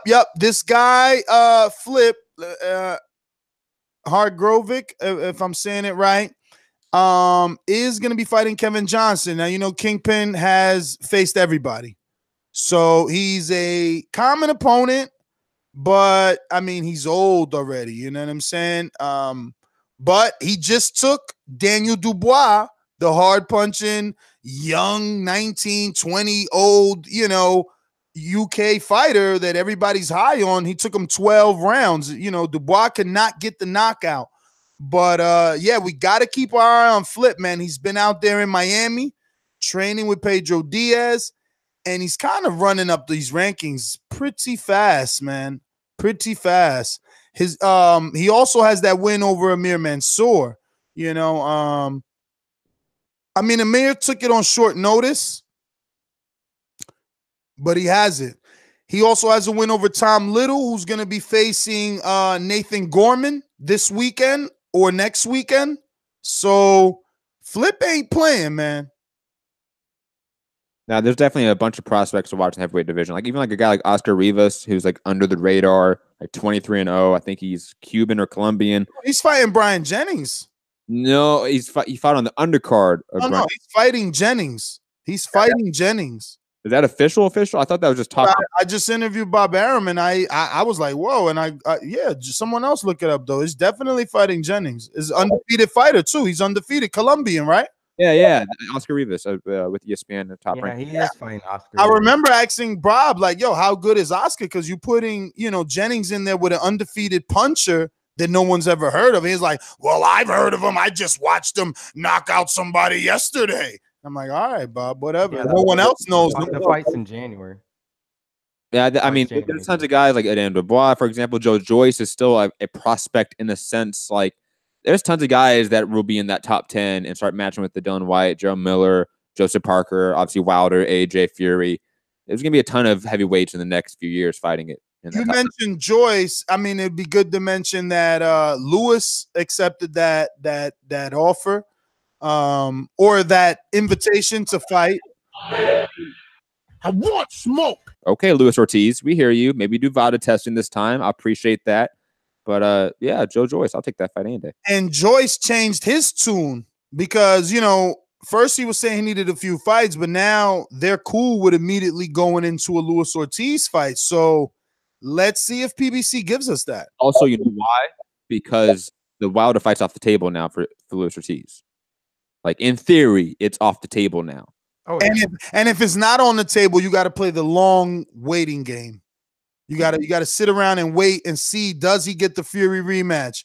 Does he get out of the Dominic Brazil mandatory? It's just so much there. If you're Luis Ortiz, probably the best option is to keep it moving. Anything else you guys want to mention? I know there's a lot of little notes and notes that, Ron, you put in there. Quickly, I want to add to the Triple G free agency for networks. Tom Lawfer was not at the meeting. That was huge. Wow. For Mike Coppinger, Triple G is no longer contracted with K2. And he said he's been doing fight to fight. Yeah, that was kind of news to me. That was shocking.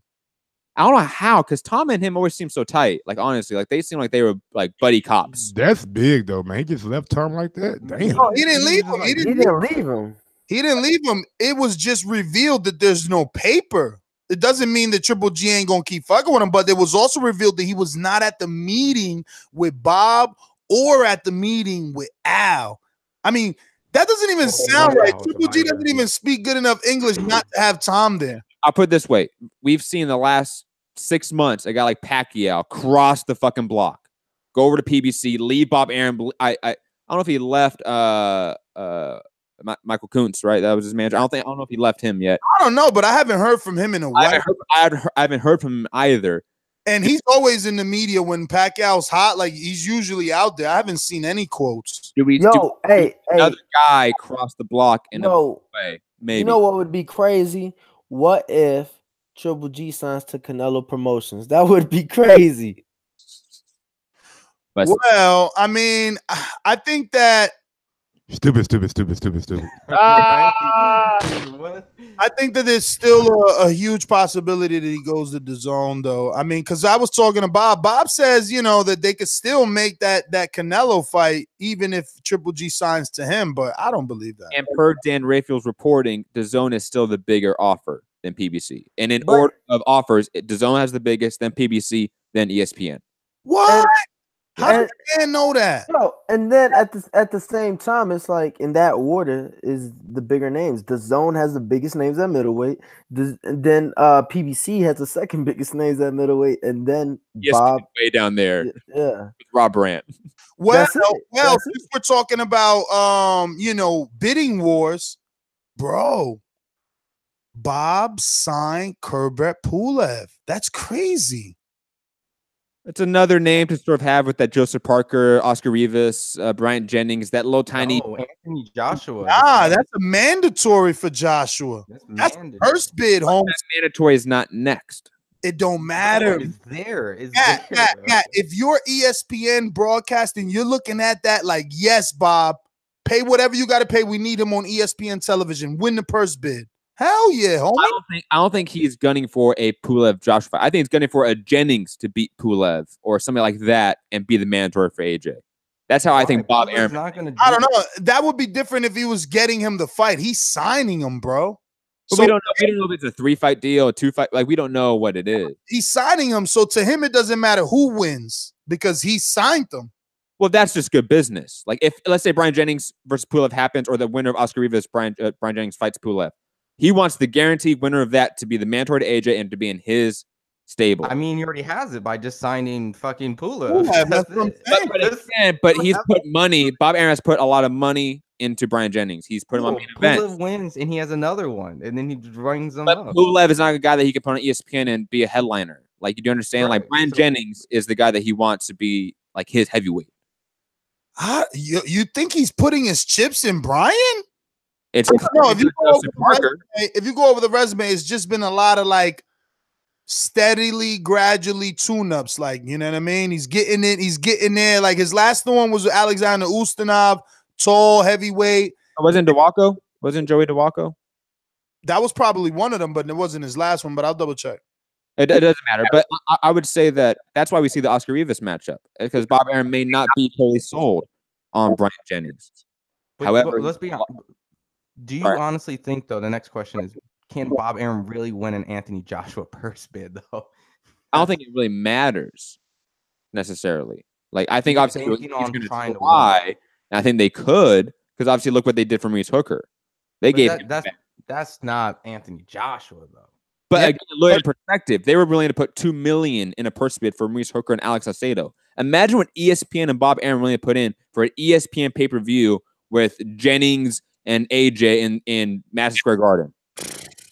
Then it might not even get to a pay-per-view. If you're smart, you just split the fucking rights. You get the American rights for ESPN and let Sky keep the. But I think if you get it, you do what DAZN did. DAZN paid all that money to get AJ over there to get subscribers. So if you're Bob, you win the purse bid, not to make money, to get subscribers for that Plus app. Put that dude on Plus. Nah, put him on Plus, but you talking about doing that shit.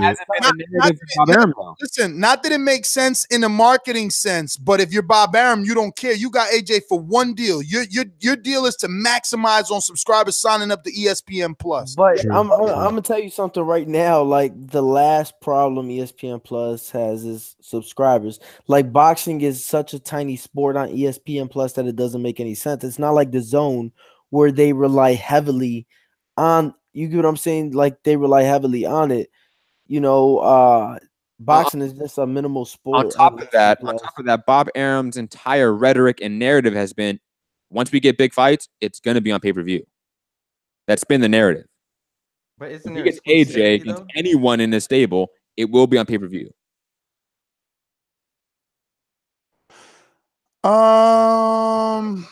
I got thrown off there by the Dubois comments. How are they saying that we're hating on Dubois? I don't know if it's the chat talking amongst each other. I think. I know, because I didn't say anything about Dubois. But anyway, now are we ready? Yeah, callers. Sponsors. Let's do it. Real quick, we have Ladarius Miller back in action on December 7th on Mayweather promotion card. Renee Alvarado headlines a Golden Boy Facebook card. Boxing Hall of Fame inductees include Julian Jackson, Buddy McGirt, Teddy Atlas, and Ron's favorite Donald Curry.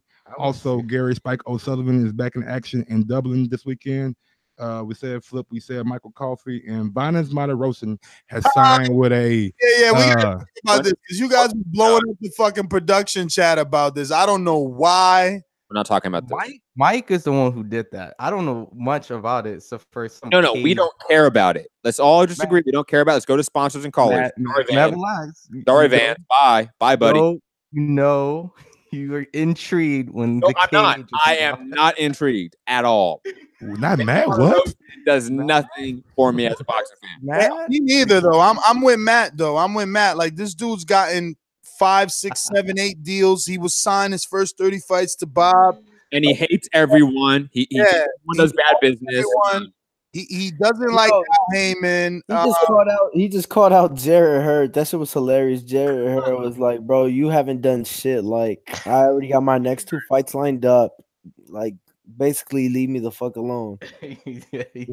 And the sad part about Vanez is he talks mad shit, like he hasn't gotten a shot yet. Like, I haven't gotten an opportunity to prove it, but he's fought in everybody. He's gotten 10 shots. He's got 10 shots at the top, and he's lost every single fucking one of them and complained about it every single fucking time. I mean, he did get that win over Willie Nelson, didn't he? Early win over Willie Nelson, maybe. Are we really acting like that's? No. I'm just saying that's one of the ones he won. I wasn't, No, Vance wasn't a bad fighter. Don't get us wrong, but Vance is not relevant in 2018. He is just a bad business person at the end of the day. And this business deal he made with some ultimate boxing cage shit, fuck that. We don't need to talk about it. I got an interview with him coming up. Chill out. Real quick, one last heavyweight puzzle, a piece of the puzzle. Izzu fucking Agano, the guy who fought Dominic Brazil, man, me too. I like him a lot. He fought Brazil last year and like one of the fights of the year. He's coming back this weekend over in Poland. Yeah, man. I like Izzu, man. This is his second fight, I think, in Poland. They're not bringing him back this way, and he's no longer with Joseph Parker's trainer anymore either since that loss. So, fucking sucks. But callers. These calls are brought to you by El Camino Electrical Services, experts in electric vehicle charging stations. For consultations and turnkey installation, visit us at elcaminoelectricalservices.com. Going out to Anthony in Cincinnati, Queen City Cobra, talk to me. What's good, man? Shit, it's a pleasure hanging out with you guys, in LA. Get it up. That shit was fun as hell, man. I got to see that shit. Huh? You sound very high, Anthony. Are you okay? You on that homegrown? Nah, I'm sober. I'm sober today. Not homegrown, ain't ready. I'm sober today. But it's a long day, man. But damn, my man's Boo got arrested for armed robbery. Like, I thought at a certain level, like, I don't know. You say armed robbery? No. Armed robbery. Yo, you see how the story get changed? So Anthony, you have to be high. You can't be sober. Come on, don't lie. Armed robbery? No, he did not. I'm thinking of somebody I know that shit happened to. I'm thinking of somebody I know that shit happened to. But nah, you got Papa around. Bro, somebody listening right now saying, "What the fuck? Boo Boo got a for armed robbery? What's going on?" Yo, Eddie wasn't paying him enough. He had to go get the bank himself. Damn. Boo Boo about to get on his Instagram like, "Yo, Boxing Voice always lying on me, talking about." You know what I'm saying? Watch. I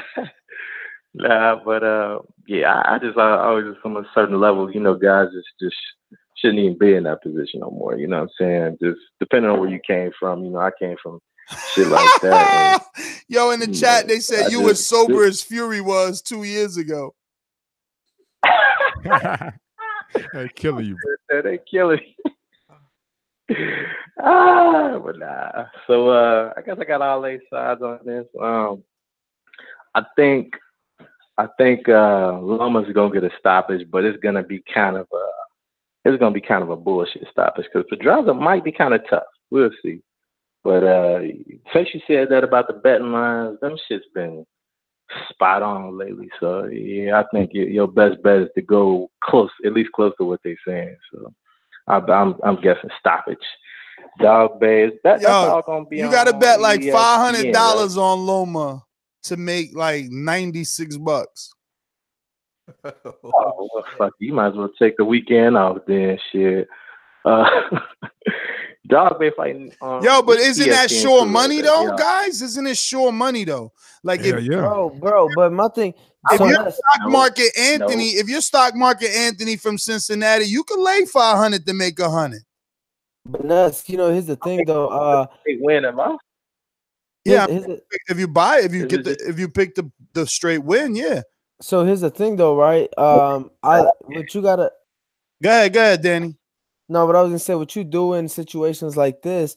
For example, like Errol Spence was a huge favorite against Lamont Peterson, right? So I remember specifically for that fight, I parlayed it with like a college game and some of the UFC fights. So you combine it with other things, so we could actually. Y'all doing way too much for Mike. That's way too. That's like real gambler shit. Like I'm not gonna parlay with a fucking regular some other sport. That's real betting. Ness doesn't do real betting. Hell no. That's fake betting. I need the fucking straight bet. Let me get him winning. That's all I need. Him winning. Yo, listen, Hey, but I'm making safe bets. I forget. I think it was Gary told me like, yo, just bet the odds. You know, I'm betting my draws here and there, and those pay big. So I'm up. I got a little kitty. But have y'all lose it? Have y'all seen the little Isaac Dogboe Neho challenge that been going around? Yeah. Remember that shit is popping. Remember I stopped. Heard about it. Yeah, we talked about it before. You just walking around saying it. I mean, it's like people like just getting on like their IG page and do like Neho, and like just like a little challenge, man. I think it's pretty cool for like boxing that we're all like giving each other props. Yeah, I'm gonna do that shit too then. But yeah, I guess I got. Anthony, we're gonna keep you moving because you punched way after the bell, but you know we fuck with you around here. Let me go ahead. What happened? I said, and you're high as fuck. Let's be honest, and stop stunting. Yeah, talking about he ain't. Yeah. We're gonna go from Anthony to Anthony in the 408. Yo, what up, TBV? Appreciate y'all. Good show. Shout out Teofimo Lopez, man. Everybody ducking Lomachenko. People want to talk about ducking nowadays. Lomachenko been ducked, and Teofimo out here calling him out. Damn, that's a bad motherfucker right there. I gotta say that Lomo, this fight this weekend is gonna be a good fight. Not because Pedraza got a chance of winning, but he's a hell of a fighter. He gave Tank Davis a hell of a fight, man. That was a great fight. And I want to see Lomo take him out before the 7th, or if he can, or how he looks compared to Davis. So this is going to be interesting. Someone said that Gervonta Davis didn't have power on the panel. I was like, what the fuck are they talking about? Because he got wins by knockout. Yeah, I did hear somebody. No one said that. It was you. Okay, my bad. Ness, you said earlier that Munguia was traditional style Mexican boxing, but I'm just saying that we've had good boxers as champions since the 70s and 60s. Ruben Alvarez, Salvador Sanchez, Carlos Zarate. We had a lot of good boxers, not just brawlers. So I think Marquez is more traditional style Mexican boxing, in my opinion. Well, Ness isn't educated on in the boxing history, nor do I go back and watch it. Quickly, there's a difference between traditional. Hold on, caller, very quickly. There's a difference between traditional and stereotypical. The stereotypical boxing style of Mexico is more of the brawler. It's more of the Eric Moraleses than the Marco Antonio Barreras. And that's what I was talking about. Stereotypical. Thank you, Matt. I wasn't talking about traditional. You're right. But hey, tomato. What the fuck? No, definitely not. Because all I'm saying is there's a lot of why is there naked pictures of Joe Joyce up there? To y'all. Why do you guys got all these naked pictures of Joe Joyce on the screen right now? Yo, I was gonna say too, shout out to Julian the Hawk Jackson getting inducted in the Hall of Fame. One of my favorite fighters. And he's a beast, man. Look him up if you don't know who he is. And yeah, Mexicans got good boxers too. Don't get it twisted. You know what I mean? It's not just brawlers out here. We got smart motherfuckers too. Boxer punchers. So shout out TBE, man. Appreciate y'all. That's my call. Appreciate you, Anthony. I know you just started calling in, bro. And hey man, shout out to the motherfuckers on IG that did the shout out to you for cutting me off. Cut off, King. Shout out to the guys on IG that came up with the Joe Joyce and Nestor Gibbs doppelganger. Ohio Run Boxing, man. At least shout out Ohio Run Boxing. He calls in and everything. My bad, Ohio Run Boxing. I mean, he tagged us, and I wasn't sure that he created it though. My bad, Ness. Good guy. Yo, dog, you stole it from him. Hey, you know he make those memes. Everyone's seen an Ohio Runs Boxing meme. Yeah. Emotional. Mike, you emotional? Yeah. Okay. He one of them sheep. That's all. He part of the sheep. Oh, bro, Ness, wait till you see the motherfucking sheep the logo somebody sent me. Oh man. Ooh, we about to get that shit jumping. We going out to Long Beach. My friend, your friend. Why do I sound like I'm a cowboy right now? My boy JP in Long Beach. Long Beach in the house. Yeah.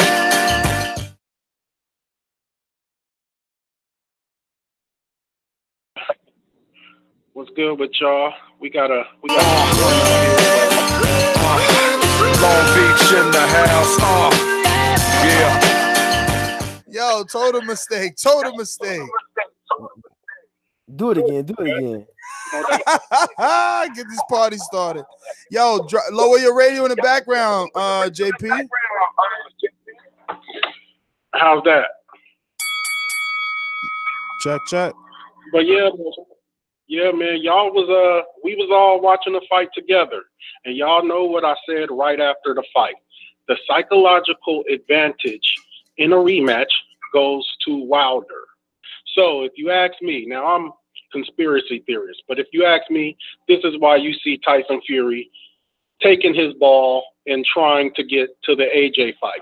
And let me tell you why, man. People are saying, oh, Fury schooled him. You know, now here's the thing about schooling somebody. Schooling somebody is a tightrope act. That's why we are all so drawn to Mayweather, because when you school people, there's this small margin. You know, you dodge shots by that inch or two. And so all these things go into schooling somebody. But see, when you just walk forward and say, you know, when I fucking hit you, you going down, right? See, that's Deontay Wilder. That's a different mentality. You gotta understand, Tyson Fury went down twice at that man's hands. Now, what could potentially? Hey man, shout out JP. The advantage? But bro, who you got? Lomachenko or Pedraza? Damn, how you just gonna cut his call? I'm just asking the question, man. I'm just asking the question for him. What the fuck?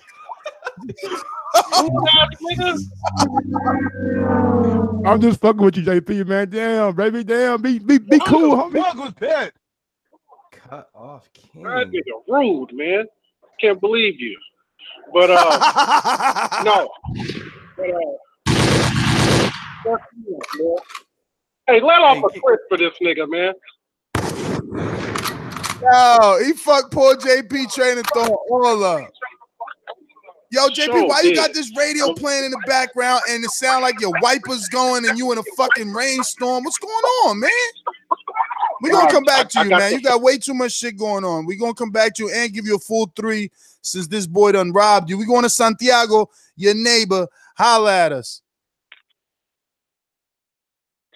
Hey guys, what's up? Another Thursday in a flagship show, and definitely got a long day of boxing to look forward to.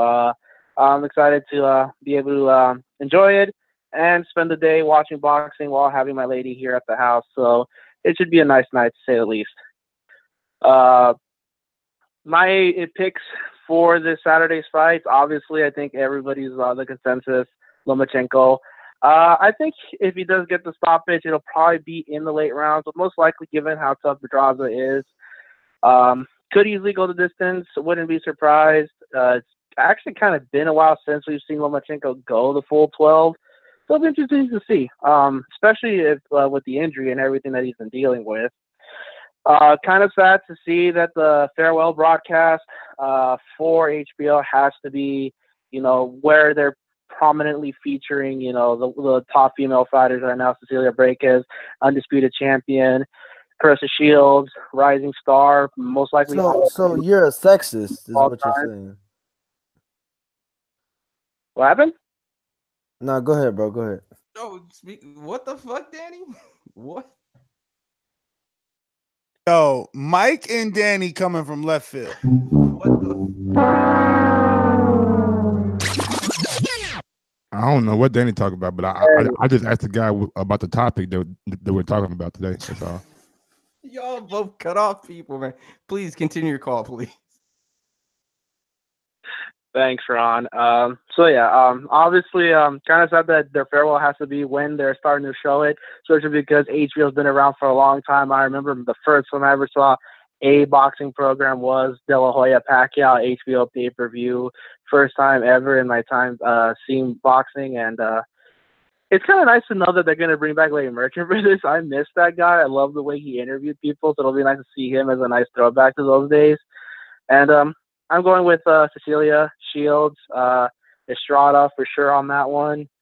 And I really don't have much to say to the zone card just because I feel like there's not a lot to be said. I feel like most of the A sites there are supposed to win.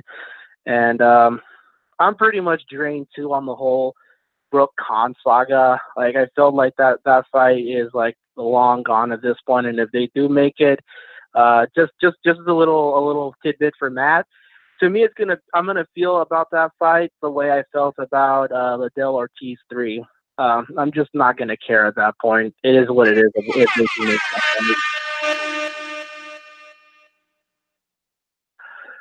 And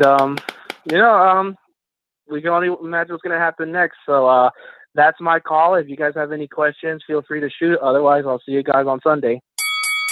Shout out Santiago. Shout out. Let's go back to JP. You ready? I'm good. Hey, but yeah, I got the garage door up, man. You know I live not too far from LAX, so the plane's going by. But Kell Brook, man, Kell Brook in typical side chick fashion is complaining to everybody. You know how when you have a side chick and she all disgruntled because you go to your main chick first all the time? That's what Kell Brook is doing. The motherfucker like, man, you don't never come see me. On the holidays, you don't come by you always go to her house. And Amir like, I got to get to other shit before I get to you. But I'm going to get to you, and that's all it is. Kell Brook is that guy's side piece, and he's going to be like that. And that fight will be marinated. It'll be there. But I just wanted to finish up, man, and say, in a rematch, what are we going to do? Be slicker?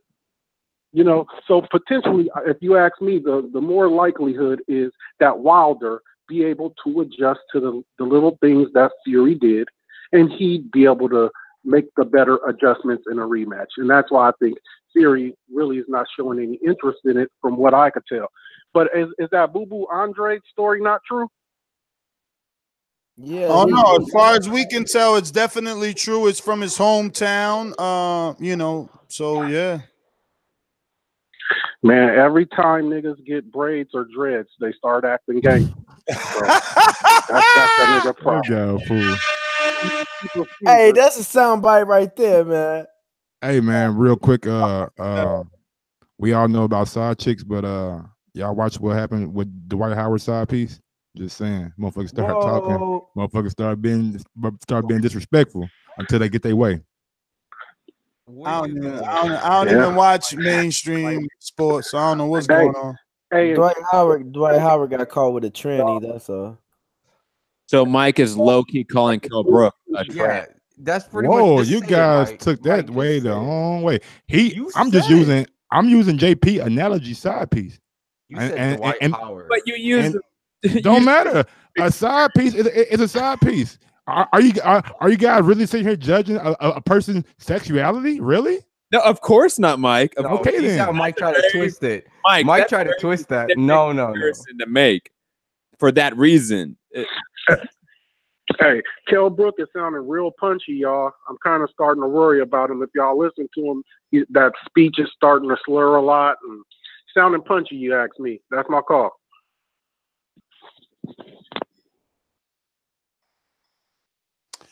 So I don't think he sounded punchy. I don't agree with that, but yo, everybody has their own opinion. How accurate do you think the bookies are? I mean, mostly accurate now. Yeah, mostly accurate. Yeah. Well, the thing with the bookies isn't so much like the original odds are going to be what they truly think, but then depending on how much money they're taking in is depending how the odds change. So the original odds are the only odds that are really like true to the bookies. Everything else after that is dependent on the money that is coming in. Yeah, but if they feel the favorite is going to win and the favorite is going to get the knockout, that's only going to change as people bet, but it's still going to show, the tick towards the favorite, right? What are the most recent upsets that we've had that would consider a bookie upset? Dogboe. I mean, was that really like a bookie? Like we're talking where the books actually lost money? Well, that's different than just an upset. Like there could be tons of upsets that happen that the bookies don't necessarily lose a lot of money in. Right? I'm saying, dog, like if you bet on Vasyl Lomachenko by knockout, which is what the bookies are saying because they're giving you minus money, which means, don't do it, right? They're like, the whole allure of betting is, take this plus money so you can make extra money. You take Gary from Texas's theory and you bet with the bookies. This minus 220, you lay hypothetically 500, you can make 200. Well, that's why like high rollers would put down like $100,000 bet for clear favorites just to make like $10,000. Mm-hmm. Like that high rollers do that all the time. It's the little man like me and you have to do parlays, like Danny said. No, I know because hold on. Go ahead. It's only minus 220 for a Vasyl knockout. Yeah. Oh, dog, I'm taking that all day. I'm thinking it's gonna be like minus 2,000. Hold on, Danny. What I'm about taking that all day? Danny? But what if Pedraza takes him the whole 12? It's plus 220, which is plus 220 for Lomachenko to win by decision. It's plus 220 for him to win by decision? Yeah. Yeah. Plus 220 to win by decision. Yeah. Minus 220. No, plus 200 to win by decision or on points, and minus 220 to win by KO or TKO. But I'm thinking the bookies always get it right. And if any of our listeners got 500, they throw 500, they make 209. Not even 500. You throw 460, make 209. But you know what? I'm gonna put it to you like this. Before you say that, I'm gonna just say, am I the only one that never likes betting on something like, by knockout? No, I'd rather just say Lomachenko by win. Let me get my money. Look, me too. I'm gonna tell you. Depending on the odds, yeah, I like those. Papi, listen to me. I bet on Canelo Triple G 1. He got all Spanish and shit. Canelo. A fucking draw. I bet on Lamont Peterson, Errol Spence, the under, meaning he had to get the knockout before a certain point in that fight, and I got that. Doggy, that's where you make your money. And look, I'm going to New York next week, so I'm going to bet this some money so me and you could have a good time. You hear me, Nesta? Yeah, Canelo Swift is high rolling, part of the Gambino family, I can't do what you're trying to do. And then if I do it like on a budget, right? Like if you put $10 on a minus 210, you winning $4.05. It's like disrespectful. It's like that ain't even a pack of cigarettes. Not that I smoke cigarettes. That's what you should look into is a parlay to pick Loma, Dogboe, and Teofimo.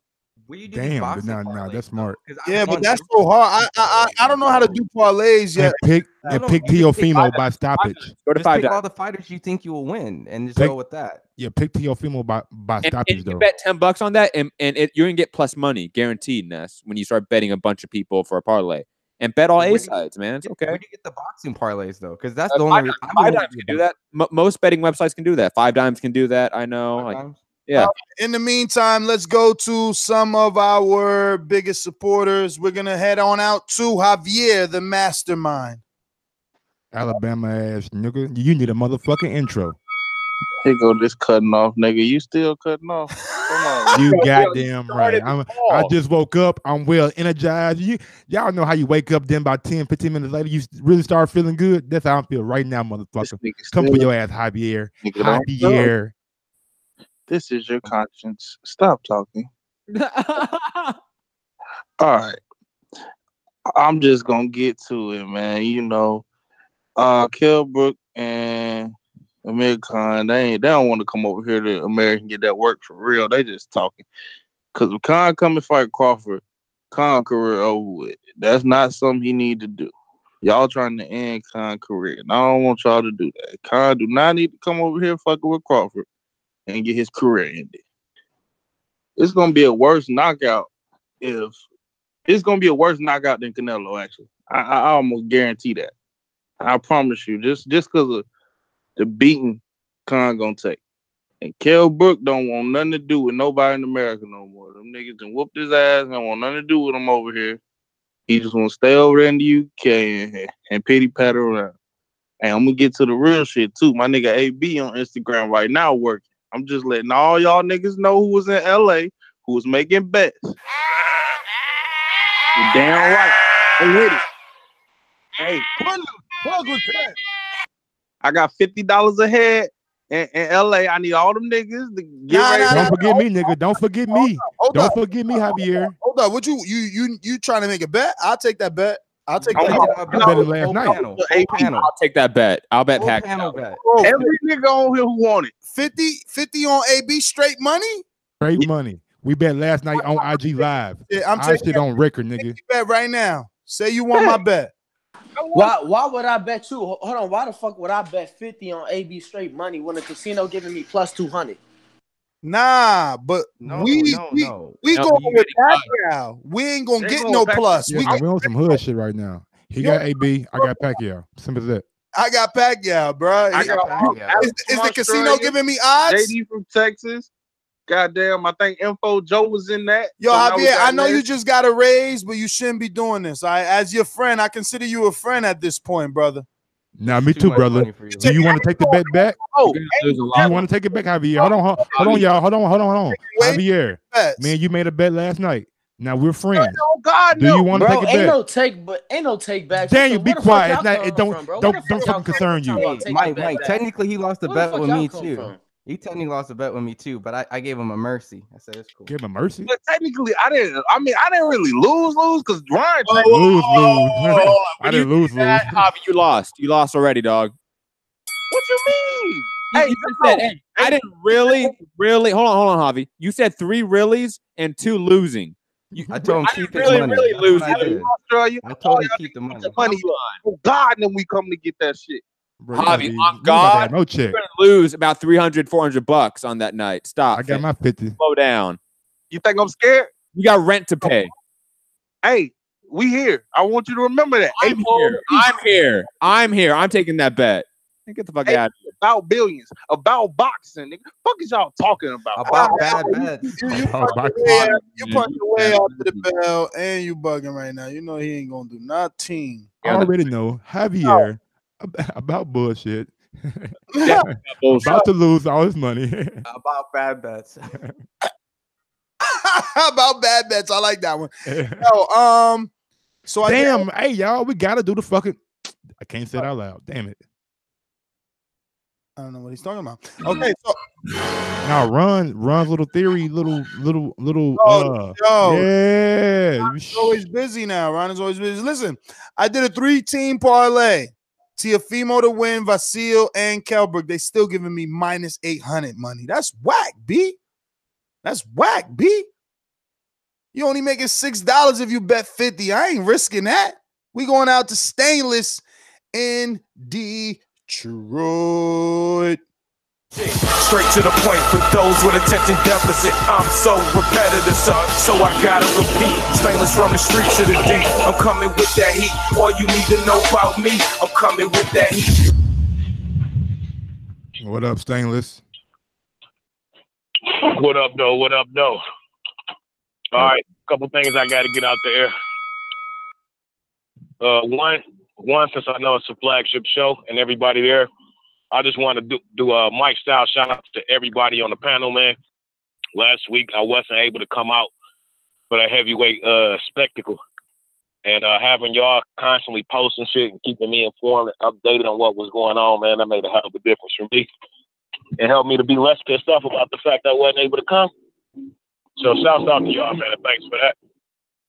Second, that's, you know, I'm always at work, so I got to make it short and sweet. Yeah, I'm ready for this Lomachenko Pedraza fight. Hopefully by next year, Garcia will have that fight with Spence, and we can get the real fight that we need out of them. That's all I wanted to say. As I always say, though, please make sure that you push the thumbs up and share this and every episode of the Boxing Voice podcast. Fellas, again, y'all have no idea, man, how much y'all helped me through last week. So thanks again for that. And I'll be talking to y'all soon, man. Peace. Man, big shout out to Stainless, man, for listening to why he at work and just finding the time to call in for 30 seconds, 45 seconds, a minute, whatever he can do, man. Big shout out to Stainless, bro. Thank you for the support. So, Ron, how sure are you of Dogboe getting this win? Considering the fact, like 100% sure, like the knockout's gonna 100% happen. It's depending on His odds aren't that wide. Like, who he fighting? Considering all the other A sides, he's a minus 1,200. I mean, you got Teofimo at minus 23. You got Cecilia Bacris minus 35. Vasil minus 23. Katie Taylor minus 2,300. All these people are. When I say 23, I mean 2,300. What about the Josh Kelly fight? What are the odds on that? Exactly. Even that is higher by 100. Josh Kelly's a minus 13. Dogboe's minus 12. Then try to, for your parlay, go like Dogboe, go Josh Kelly. Try to go with the guys.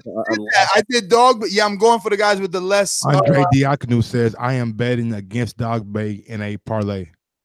Against Dogboe? That's what Andre Andre.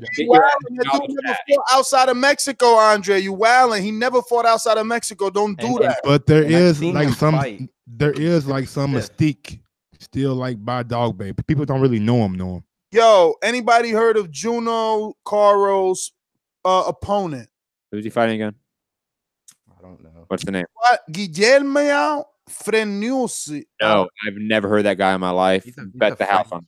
He's only fought in France. Bet the house on him. We fuck around and beat the shit out of them. Oh, Matt said that. Matt said that, but he wanted. Wait, is that the guy that fought Gervonta Davis? Francesco?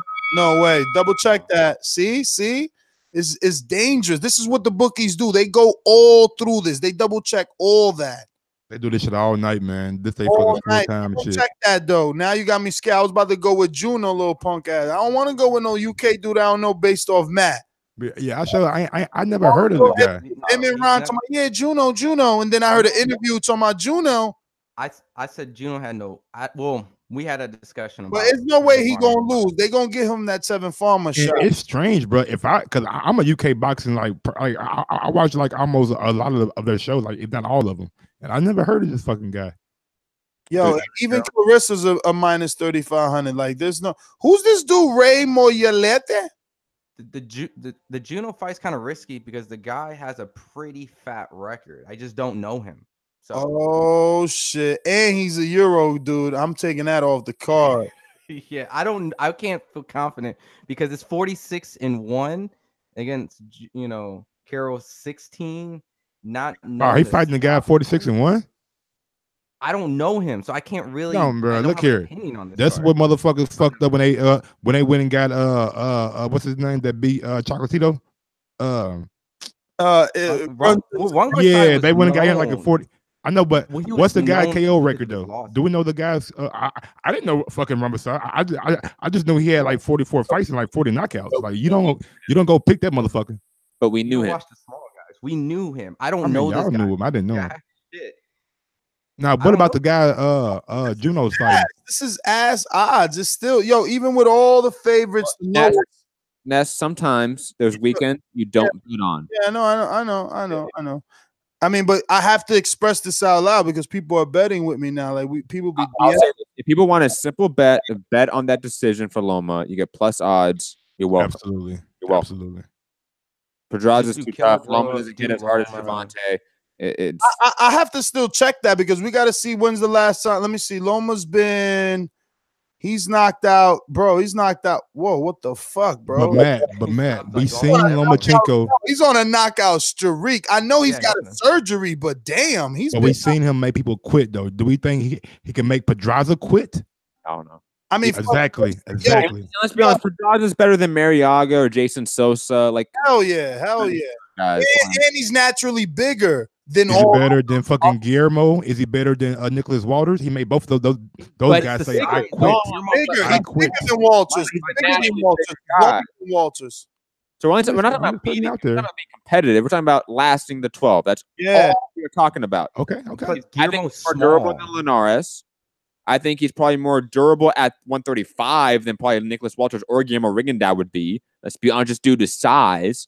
So, yeah, I think Pedraza makes it the full 12. Stop it, Matt. You're convincing me that he's going to I think the accumulation, though, bro. I think the accumulation of what Loma does. Yeah, that's slow. You're going to be getting beat up. And exactly, like a Usyk. It sets in the frustration. Accumulation. You want to quit. You want to get out of there. You feel embarrassed. Pedraza makes the full 12, bet 50 at that plus 200 odds. Oh, my God. He got 50 to spend. You a big spender. Man, I'll be betting big money. Hey, man, you know, I got a new deal in place. I mean, it's betting time, baby. It's betting time. Hold on, Matt. Just for track record's sake, everyone's gotten something wrong. What was the last fight you got wrong? Just so like the pick wrong or like the call wrong? Yeah, pick both. Either way. I got Usyk Bellew. I picked Usyk by decision, and he got the fucking stoppage.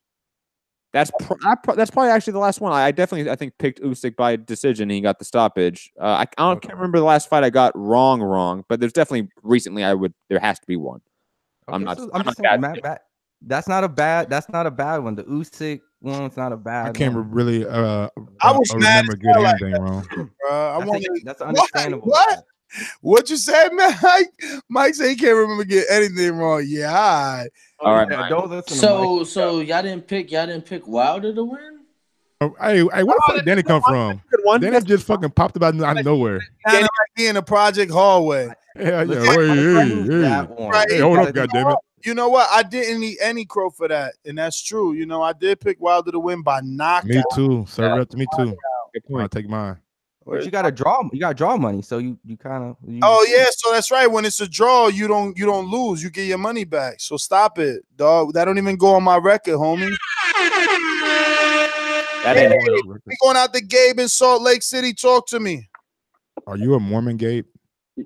What the hell? I am not a Mormon. Yo, Mike, chill. Yo, Mike being true up before the fucking call, he was starch, yo. As soon as the call starts, Mike just be like asking the question. I try to get mine out before you get yours off.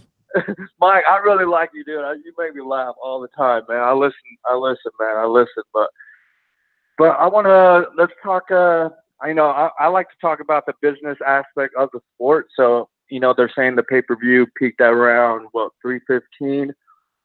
I'm thinking that still leaves Joshua being wait. I wouldn't use the word peak. They made it clear that these are early numbers, that they still don't have the PlayStation numbers. They don't have any .com numbers. They don't have any. Yeah, they said around 300, so that's why they're saying it's going to peak around 315.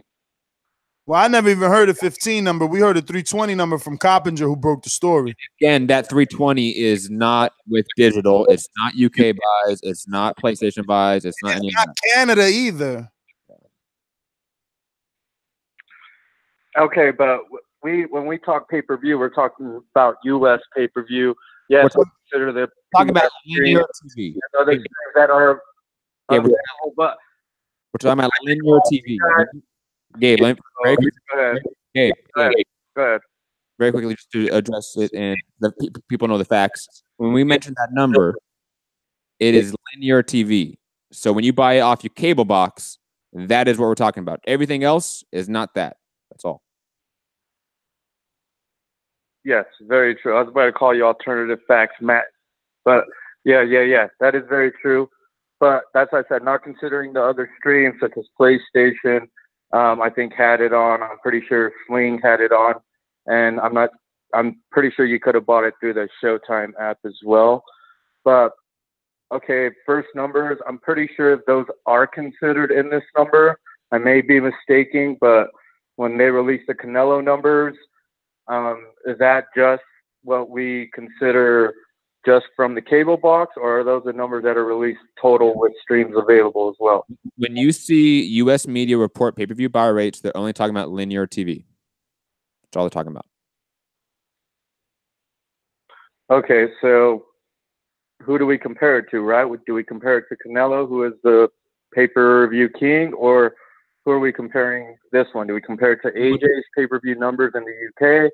I know the price difference is way dramatic. It's about I mean, you can. No, you can't. You compare it to pay-per-view debuts in the U.S. market. That's what you compare it to. So you're saying per fighter, like Floyd's first pay-per-view ever. Andre Ward's, Triple G's, Miguel Cotto's, Pacquiao's. Look at their pay-per-view debut as a headliner, and that would be the comparison. And only U.S. numbers. Okay, so I don't think Fury will come. Well, is that my time, or can I keep going? Well, I'm giving you more since both Mike and Matt needed to talk. No. Well, you guys can continue. I like hearing you guys anyways. You know, I'm just trying to provoke some questions and just get some more clarity. But so I think it still puts the ball back into AJ's hand. I hate to say it. You know, you guys can call me a sheep or whatever. But I don't think Fury wants to fight Wilder again because he thinks he won. He thinks he's not going to get a fair shake here in the U.S. with the judges. And I don't think Wilder will go to the U.K. to fight Fury, especially after the pay-per-view money. If it is just 300, I heard their break-even point was 250, and considering all the other revenue streams that are going to come in. But considering that, Joshua will still call the shots if either one of those guys want to make that fight. And I can't wait to see Teofimo Lopez. I think he's a young guy on the rise. And last time I called about Charlo, Punk, and Hearn. You know what? I usually like guys like Hearn that are very humble. But Charlo hopped in that ring, and I feel like Jim Grace fucking saved her. But that's my call, man. Go support TBV. Thank you, Gabe. Thank you. And just to talk about, Matt, you touched on a great point people need to look at. We need to look at American fighters, you know, making their debut on pay-per-view right here in America. So obviously you look at Floyd, his debut was Arturo Gatti in Atlantic City. That did 300, right? 350. 350. I'm sorry. You look at Ward, his did like 120, right? 175, 165. Okay, well, I'm sorry, 175. You look at Crawford, who I know did Ward about levels 170 or 190. That's what he said. They did 2 anyway, and the point is that none of those guys got over 200. Marquez and Baby Bull and Marquez and Bradley barely got over 225. Look at even, for example, Canelo Liam Smith, that did like 350. You get what I'm saying? So, and that was Canelo already being at the top of the game, being a household name after the Mayweather fight.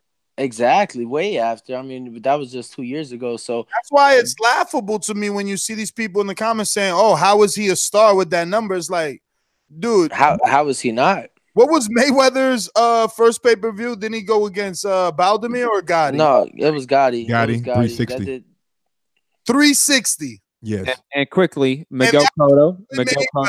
Hold on, Miguel Cotto, another name that we bring up as a pay-per-view star in the U.S. His first pay-per-view against Payman Aji only did 60,000 buys. Yo, and I already told them numerous times. And Gabe, you need to go watch our previous show where I also agree with you and said that Anthony Joshua does have the ball. We did a show this morning. Listen, for anybody listening to Flagship Thursday today, we do morning shows 5 days a week, every 9 a.m. Eastern time, 8 a.m. Central time, 2 p.m. UK time, 6 a.m. West Coast time. Go ahead, Mike. And if you're listening right now, go ahead and smash that thumbs up button. It helps with the visibility of the show. And if you really want to support the channel, go over to ThaBoxingVoice.com and click on the affiliate sponsors link and go ahead and bookmark that Amazon link and do all your Christmas shopping through that link. It really helps us give us a little kickback on.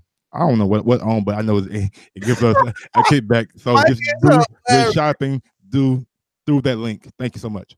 And quickly to address, I think what Gabe kind of alluded to in terms of like how do we compare UK buys to US buys? US pay-per-view is 3 times the price. So you just times the US pay-per-view by 3. Well, no, Matt. Roughly the idea of No, Matt. I'm sorry to cut you off, but I understand the logic behind it, but I disagree because just look at it this way. For example, let's say that the Wilder Fury, which, all right, let's leave it at 320, right? Wilder Fury, let's leave it at 320 at $75, right? If it was $25, it probably would have did more than 960. So you get what I'm saying? More people are gonna be influenced to buy it. Canelo Swift. I understand your point. My name is Ringwalk. I think we can use it as a barometer in terms of an estimate. So it may not actually be 960 in the UK, but it's a barometer. It would have shown that Wilder Fury with that per cost per review would have done more in the UK. Yeah, no, absolutely. That's the point I'm trying to make. It's not an exact Absolutely. number. It's not an exact equation. Because obviously Canelo Swift, get out your damn feelings. but it's a look. It is an estimate to look at. So Wilder Fury, if this was a UK fight in prime time with that pricing, the equivalent would be 960,000 pay-per-view buys, which is a huge success in the UK. You can be Rainwalk on IG, but on this show, your name is Canelo motherfucking Swift. All right? Mike, hop off my dick. What's your name? Look, What's be your honest name? too. At the the same casual time, sheep. Hey, call me what you want to, bro. Don't bother me. The amount of people that bought this first fight, they would have had to sell 3 times as much. This was fine. They sold 300 something for 75. You lower it down to 25, then you would have to sell almost 1 million. Okay, granted, if you don't break that million, then what? $25 pay-per-view can't even break 1 million. For the and again, let's not forget also that comedic relief. The chat is brutal, dude. Where'd it go? Oh my god! Oh, Demetrius double barrel Andre. That's a little bit too soon. A little bit too soon. There, fanboy killer. But I will say this: for anyone thinking that this pay-per-view buy rate isn't a success, you don't know the industry. We can definitely have a substantive debate about it being a major success because I don't think it is that, but it is definitely a success. Doggy, for this generation, it's a major success because Daniel Jacobs tried, and we have to call it a failure comparing it to this.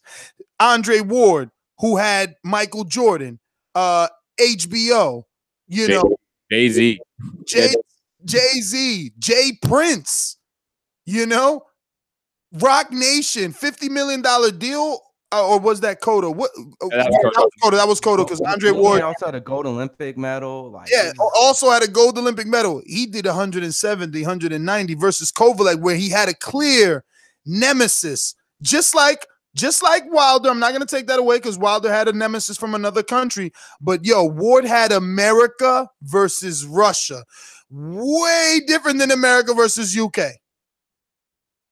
To that point, Ward didn't have a guy that could talk like Fury can. Man, Fury can talk, bro. And Fury went on Joe Rogan, so that gave it a little bump. Fury did his little mental health thing too, so that gave it. Mike, it's not a little mental health thing. Fury talked about his mental health problems, and that gave it a bump too. So, and also, regardless of that, there are people that sell pay-per-views, and there are people that don't. Andre Ward is a person that will never be a pay-per-view star. Deontay Wilder and Tyson Fury have that potential. I don't know, man. I think Ward could have did it with the Tony Bellew fight. Now we good, fam. That's not going to happen. I mean, not now. Even back then, that's not a 320,000 pay-per-view buy rate. It never hit that. It would have been. It would have did great if he went to the UK. If he went to the UK, he was going to go to the UK. It would have been good in the UK. We're talking about. We're not talking about the UK stardom. We're talking about US pay-per-view stardom. Yeah, we just having fun. And breaking news, man. Fucking Wilder's gonna be on fucking Joe Rogan on Monday. So Mike, that's not breaking, but thanks. I think we talked about that, Mike. Yeah, I kind of broke it, I'm just saying. Breaking the breaking. Yes, IMO Sports says that George Cooney is looking for you. He's gonna jab me. Let's get back to the callers. We got Marcus in DC. Yo, what's good, boxing Vizoids, man? We in the building, man. Yo, I think Vasily Lomachenko nickname should be the Piranha. If anybody ever had a Piranha and they ain't had 3 of them, one Piranha and you go get a feeder, you be like, the Piranha don't act like he won't feed him, but what he does when the fish turns around, he takes a little bite out of his tail.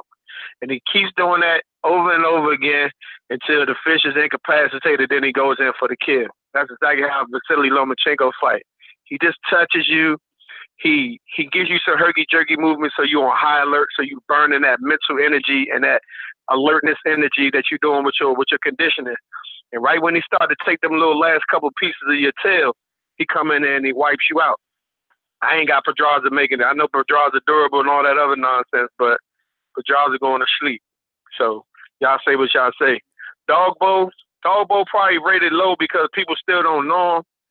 And you know what I'm saying? You can't really justify, like, people not really looking at the odds, probably like they don't have enough footage on them to see him. I've seen enough from him. Whoever steps in the ring with him at 122 got a lot of problems on their hand. He not no typical Ghanaian fighter who just shooting the jab over and over again like a Claudia, not really putting pressure.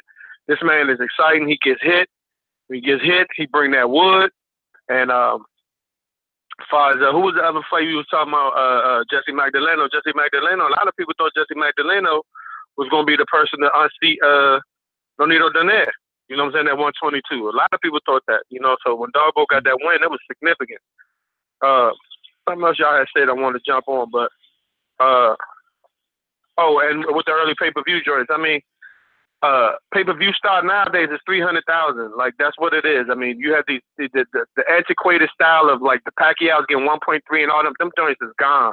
Now, could Wilder and what's going to do it? Maybe in the UK, but the model, as we say, is they'll sell more, but at lesser price. But at the end of the day, everybody's really trying to go away from the pay-per-view except for the big fight. So if you're not making big fights, you're not going to have pay-per-view shows, and that's just the plain ballpark of it. It was something else I wanted to say, but I forgot about it. So anyway, ThaBoxingvoice, man, I fuck with y'all, so I'm here, and shout out to everybody. Stainless, my man, and I'm out. Yo. Yeah. So you don't bet? I do bet. So you betting Lomachenko by knockout? Yeah, by knockout. You ain't putting no money on it, Has anybody seen the bill? Is it? I will. I absolutely will. But what I'm saying is, I forget the little side of it, but listen what I'm saying. Think about this, though. All right, it's 35, right? So, we saw some success with what you call him at 35 against Lomachenko, but we also saw he was taking little chunks out of him. And when that last body shot landed, you know what I'm saying? It was just a culmination of everything he had been doing to him all night. I don't got Pedraza having any more tools than that dude. You know what I'm saying? I don't think he's going to make it. Then what dude? Then Jorge Linares.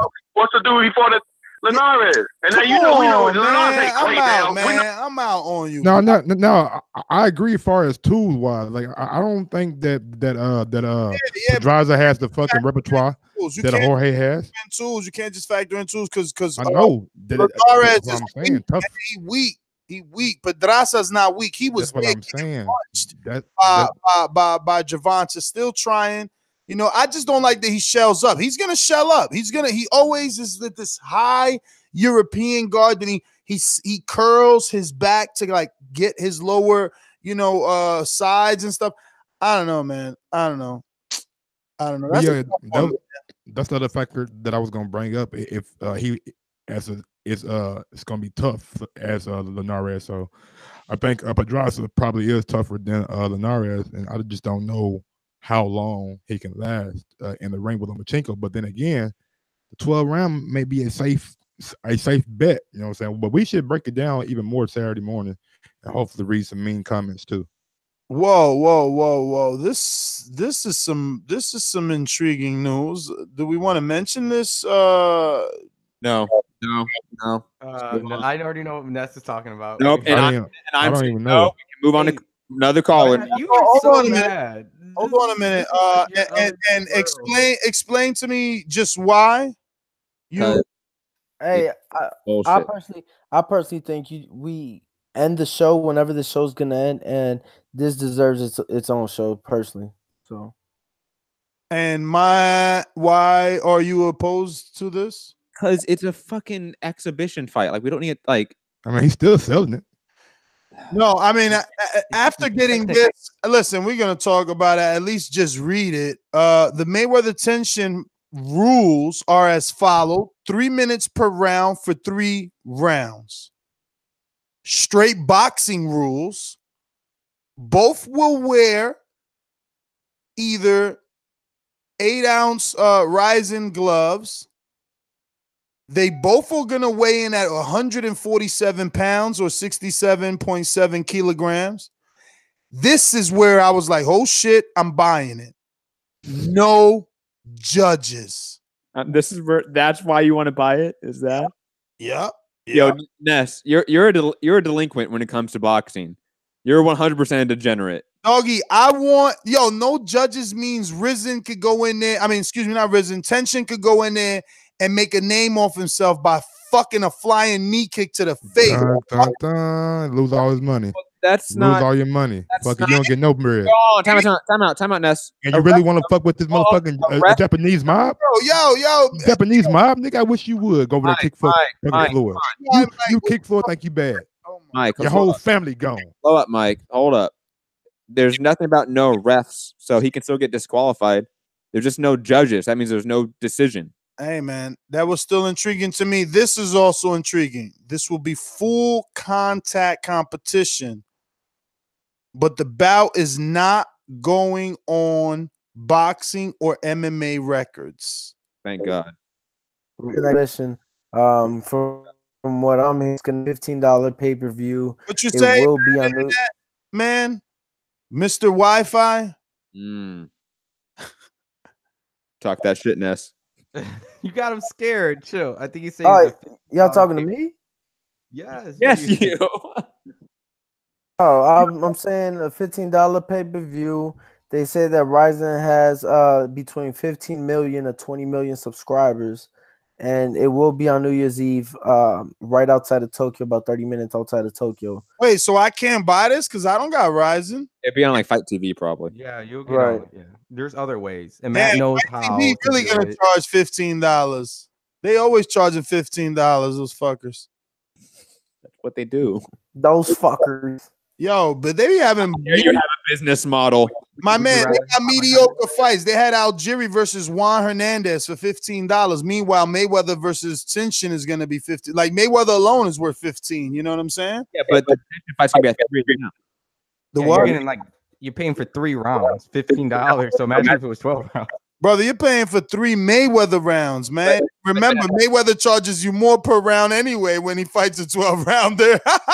Consider it a deal. You do realize the fight's gonna be at like 3 a.m., right? Brother, who's not gonna wait? Yo, don't matter, bro. People gonna be up.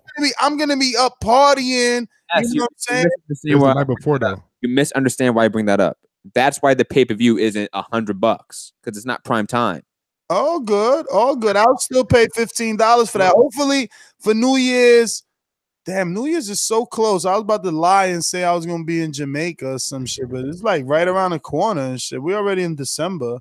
I guess I'll be right here watching it at 3 in the morning. You know you're gonna watch it. You know Rizin is one of those. They do these type of fights. Wait, Ron. You really think I'm gonna watch this? You're gonna have to watch. Ron. I'm telling you right now.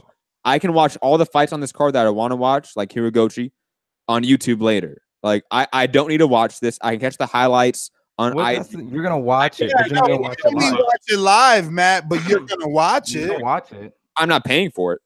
Yeah, but you're gonna watch it. Well, of course, but I watch everything. I'm a degenerate like you. Listen. There's people that didn't pay for Wilder Fury. They watched it. Like it doesn't matter. But anyway, we got a caller, new caller, 503-806, 503-806. Who's this? 503-806. Going once. Going twice. I can hear you moving, bro. He's hiding. Yo, we hear you, bro. It's all good. Yo, we gonna walk you through it, baby. Don't be afraid. You was just listening. That's also all good. Stainless, take yourself in and out the queue. Let me know. Xavier, let me know. We're going to Scorsese on Skype. Yo, you can hear me? We hear you. At first, I'm going to say, man, to the champ, get well. Superman Stevenson, first time calling since the incident. Crazy shit, man. That's some crazy, crazy shit. Almost took me away from boxing. Shit fucked me up pretty bad. Congratulations to Alexander Volzik, you know what I'm saying? Hope the brother don't feel no type of way. Shit like that can always happen in the sport. And to the fighters that's younger, bro, you got to get out there and get it early, bro. That, you know what I'm saying? You putting yourself at a risk no matter when you get in there, 23, 40. But when you go 40, it's a huge risk. You got to get in there. It's a sport you get in and get out. Floyd Mayweather playing, man. Like some of these comebacks and shit like that. And he's doing it smart with this young dude right here, not letting him kick at him and shit like that. But at some point you gotta let this shit go, man. But you know, fucked up event. You know, it really fucked me up. So I just wanted to speak on that. But you know, I'm ready to watch Lomachenko fight for a change. You know, he refreshing the fight. He do a lot of political bullshit, but at the end of the day, his last fight was pretty refreshing. You know, he struggled versus a dude that, you know, been dropped and stopped and things like that. But at the end of the day, it was a good ass fight. Same thing can happen right here because he's so much smaller than all them dudes up there. And Pedraza, if he fight a consistent fight, I think he can give Lomachenko a whole lot of hell. I think he should stay orthodox the whole bout and try to punch to that angle where Lomachenko gonna be going around his lead foot, use his straight right hand and his jab as he move off that angle. But shit, I want to see Dogboe get it in. It's a lot of people coming up. I think the Ugano dude getting back into action. It's a whole lot of shit going on. It's a whole lot of people that's, you know, stepping back up or at least coming back from some kind of loss or shit like that. Josh Kelly fighting Avanesian, Kell Brook. I don't know if he punched up like JP said. I saw one of his interviews, but I think Amir Khan a punk for that. And I think Terrence Crawford should have fought Kell Brook instead of Amir Khan. I think Kell Brook showed more at 147 repeatedly. You know, even in that loss to Spence, that was a good-ass fight. Khan ain't never did nothing at 40. Devin Alexander, that's where it stopped. But, yeah, that's my call right there. He beat Collazo, too. Nah. You know what I mean? Come on. Collazo the same dude, Buckle Keith. Yeah, but we can't just be going off one thing happened that was good for you. Look, he quit. He got beat up and he quit. He didn't want no more. At the end of the day, it's just Collazo. I think Kell Brook would have been Kell Brook in there. Sean Porter victory. Great fight with Earl Spence. If we want to talk about one-time things in the fight, remember, Kell Brook one time made Triple G jump off his feet. I think Terrence Crawford would have by far been fighting his best opponent ever if he fighting Kell Brook. I'm not sure with Amir Khan. We just seen Sammy Vargas treating him, you know, but how can you pay the loser by knockout $200 million more than you trying to pay Danny Garcia? I don't trust Terrence Crawford or Top Rank. You know what I'm saying? Shit just don't sit right with me. And then Kell Brook over there too. You could have offered that payday, and we could have saw a good ass fight. I think Kell Brook's still a feasible opponent right now, but that's my call, man. Thanks for calling in, Scorsese. We're going out to our boomeranger, Stainless, on the Get Back. Talk to me.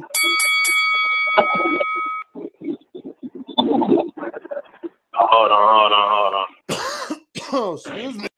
Yo, I just wanted to use my boomerang to say, if y'all niggas mad because I keep on jumping back on here, get up on your Patreon shit. I had to re-update mine just to make sure I was right, but that shit worked, man. That being said, good to hear from Squirty again, man. I do agree with him on that Collazo shit. And I agree with him even more on trying to give Amir Khan $2 million more than Danny Jacobs. I mean, yeah, he might be a bigger name, but he's been knocked out too many times. You paying that much money to that man. That's all I got though, man. Like I say, if y'all tired of me skipping this line on y'all, man, get your Patreon up. As I always say, please make sure that you push the thumbs up and share this in every episode of the Boxing Voice podcast. Peace. Stainless, thanks for calling in. Looks like we're going to go to a first-time caller in... First time. Hey. Chicago, maybe. 773-983. 773-983. First-time caller? 90 seconds. It's me, yo. Who, Danny? Why the fuck are you playing, homie? Fucking Danny ring walking. So weird with 3 phones and 2 Danny faces. Yo, Danny has way too many burner phones to not be part of the Gambino family. I'm just. Why is he in the army then? It's all a cover up. It's all a cover up. It is. He's not really in the army. It's a lie. This guy is No, I'm crazy. definitely in the military. He's running drugs for the Gambino family. We know it. Don't lie. What is wrong with him? 60 seconds. We see how you dress. I know. Yeah, with the shiny shoes and shit. Shiny shoes. Yeah, shiny shoes. Turtlenecks. The The turtlenecks. same and hand, no belt. Hey, Javier, Mastermind, holla at us. Hey, yo, I was just bored, so I thought I'd call back in. Why y'all got this low fucking energy? What's wrong with y'all, man? Hey, you quit yelling. Hey, you gonna quit? Hey, bro, you gonna quit yelling over here, nigga? I ain't these other niggas. I ain't worried about you. Hey, yo. On God and them. Hey, Oh God, no, bro. I Hey, you know what? Since you feel talking shit, bad. up it to 150 for AB. If you really about it, up it. Ooh, he talking that shit to your motherfucker. How much? How much, Ron? How much was that? Take it. I'll take it. How much was that? I'll take it. Hey, I don't want none of y'all niggas talking about some, bro. I was just playing with. No, AB. I ain't fucking Yeah, playing. Pacquiao that work. I ain't fucking playing. And, Yo, and we could keep up in it. We could keep up in it. I told y'all what the motherfucker do, man. vendetta Get on FanDuel, put your money up, and y'all do a fucking bet, and y'all just put the money in there, and the winner get it. That's how you do it. What you mean? You could do it. I could make a bet to him and send it to him on FanDuel. Yeah, you can invite him to a bet on FanDuel straight up. Not if his state. I'm in Alabama. Yeah, not if his state don't bet in. That's true. I'm in Alabama, nigga. We barely allow anything, but we'll let a nigga hold a gun. We can have an Boy, you hear me? Nigga had 25 guns, but nigga can't bet.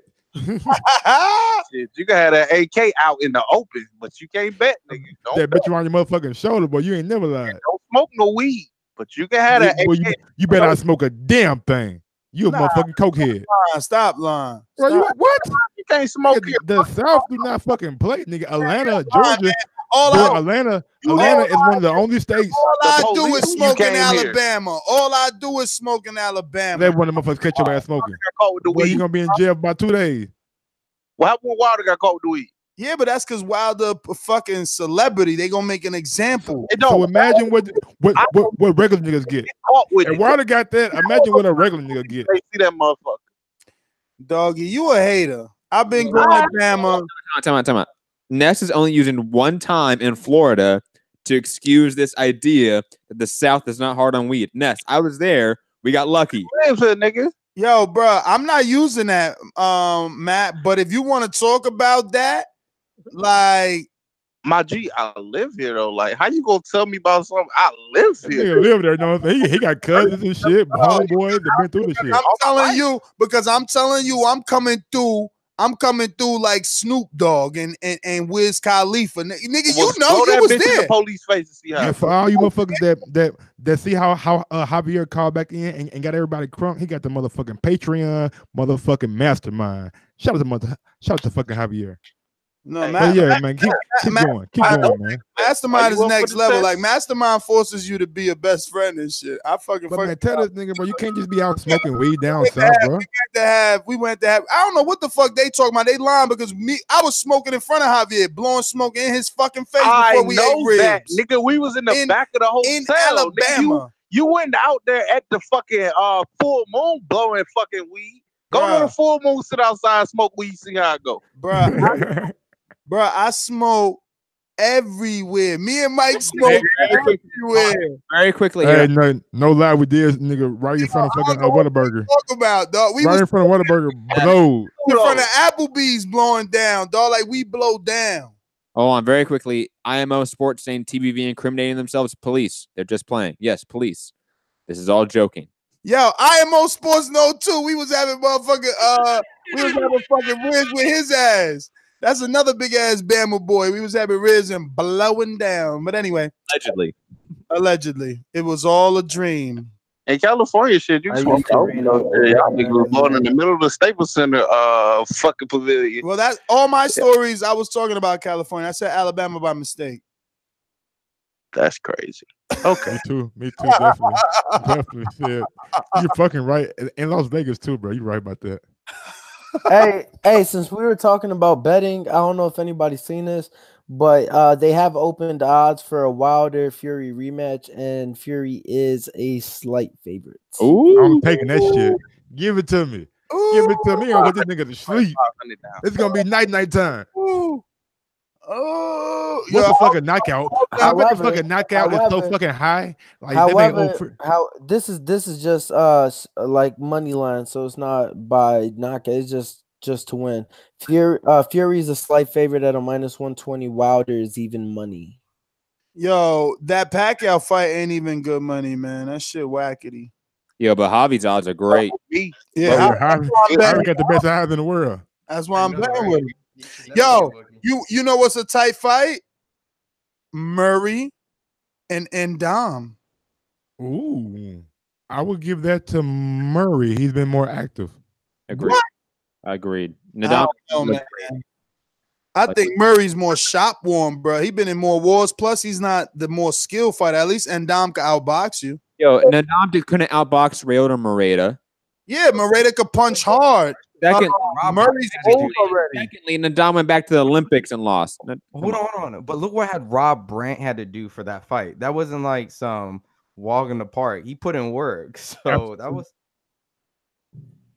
And Rob, man, hey, bro, quit ducking me, man. I'm trying to get the interview, bro. I've been texting, you know what I'm saying? I hit you on IG. What's up? You probably fell asleep at missing the Patreon. I know you listening, homie. What's up? Who, Rob Brandt? Yeah. Oh, he ducking? No, I ain't saying he ducking. Oh, because you know you don't know. Last time Hey, nah, I tell you, he told me that you hit him up for an interview, but he said if it ain't me or Ness, he ain't doing no interviews with nobody else. Oh shit! Yo, I think he mad because I fell asleep for a long ass interview. Yo, Danny had him in the hotel in Vegas, interviewed him so long, bro. I fell asleep. Dude, you fell asleep? Like literally in the 4 o'clock in the day, it was just like, bah. Yo, that's badness. Yo, Danny was talking about everything. They start talking about graduations and yo, they was talking about everything, bro. They was talking about carne asada. I'm like, man, I'm out of here, bro. Hold on. Hey, this Rob right now. Hold on. You watching the show? Hey, he said, Ness, you stop talking all that shit, bro. Yo, this dude forever talking to someone, yo. It's hilarious. I love you, though. Those jokes are funny. Yo, in the hotel, in the B&B, he like, yo, Ness. I like, what? I turn around, this nigga talking into his shiny shoes. Yo. I don't get it. He talking to all his motherfucking drip all the time. But anyway. Talking to the bottles and shit. I seen him and Enrique was just like, hey, yeah, what? On the fucking rooftop, they had the fucking bottle of These are tiny shoes right here, yo. They call me Drip Down Danny. Drip Down Danny. Hey Ness, Ness, wait till New York. I got the fur with the fedora. Just wait, bro. Wait till New York. I got the fur with the fedora hat. Wow, going big. Try and when you get here? Thursday morning, the 13th. Frank Lucas type shit. Thursday. Okay. Well, final thoughts. A lot of boxing. Set your DVRs. Make sure you got your apps so you can go and get all this on the playback. Man, no one really called in to make any picks, and there's not any picks to really make. Everything's A-sides. So no Crow really on Sunday. Hopefully we get some big news. I mean, Mayweather that wasn't even really big. No, it wasn't. But all right. Miami host us to get find me Instagram and Twitter at NSGTO. Peace. Have a good night. Co-host Matt, the Hipster Hunter. You can find me at Matt Hunter MCR, all platforms. Mixed Combat Radio is my other channel. And obviously, final thoughts. All eight guys should win this. Triple G being a free agent is fun. Can't wait to see where he goes. And plus, obviously, call in Sunday and the rest of the shows. Eat that crow. Hit the like button for the show. Subscribe. If you listen on podcast, drop that 5-star review. And have a great night. Peace.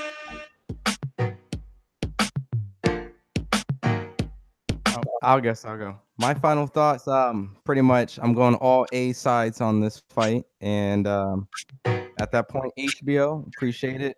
Last show right there. And Larry Merchant, hopefully you give us some funny moments. And congratulations to every single person who got inducted in the International Hall of Boxing next year. So you can find me at RonGFIQ on Twitter.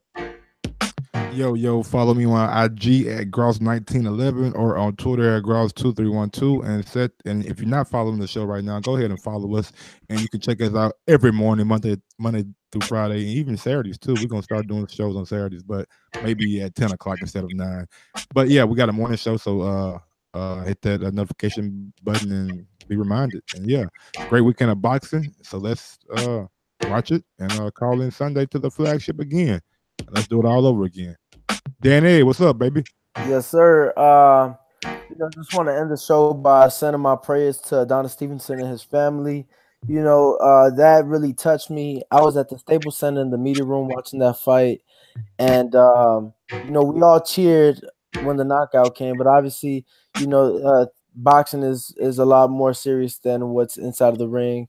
So everybody can follow me at Ringwalk Danny on Twitter and on Instagram. Thank you for listening. Give it a thumbs up, share, subscribe. Alrighty then. Peace out. Richie, peace out. Good night.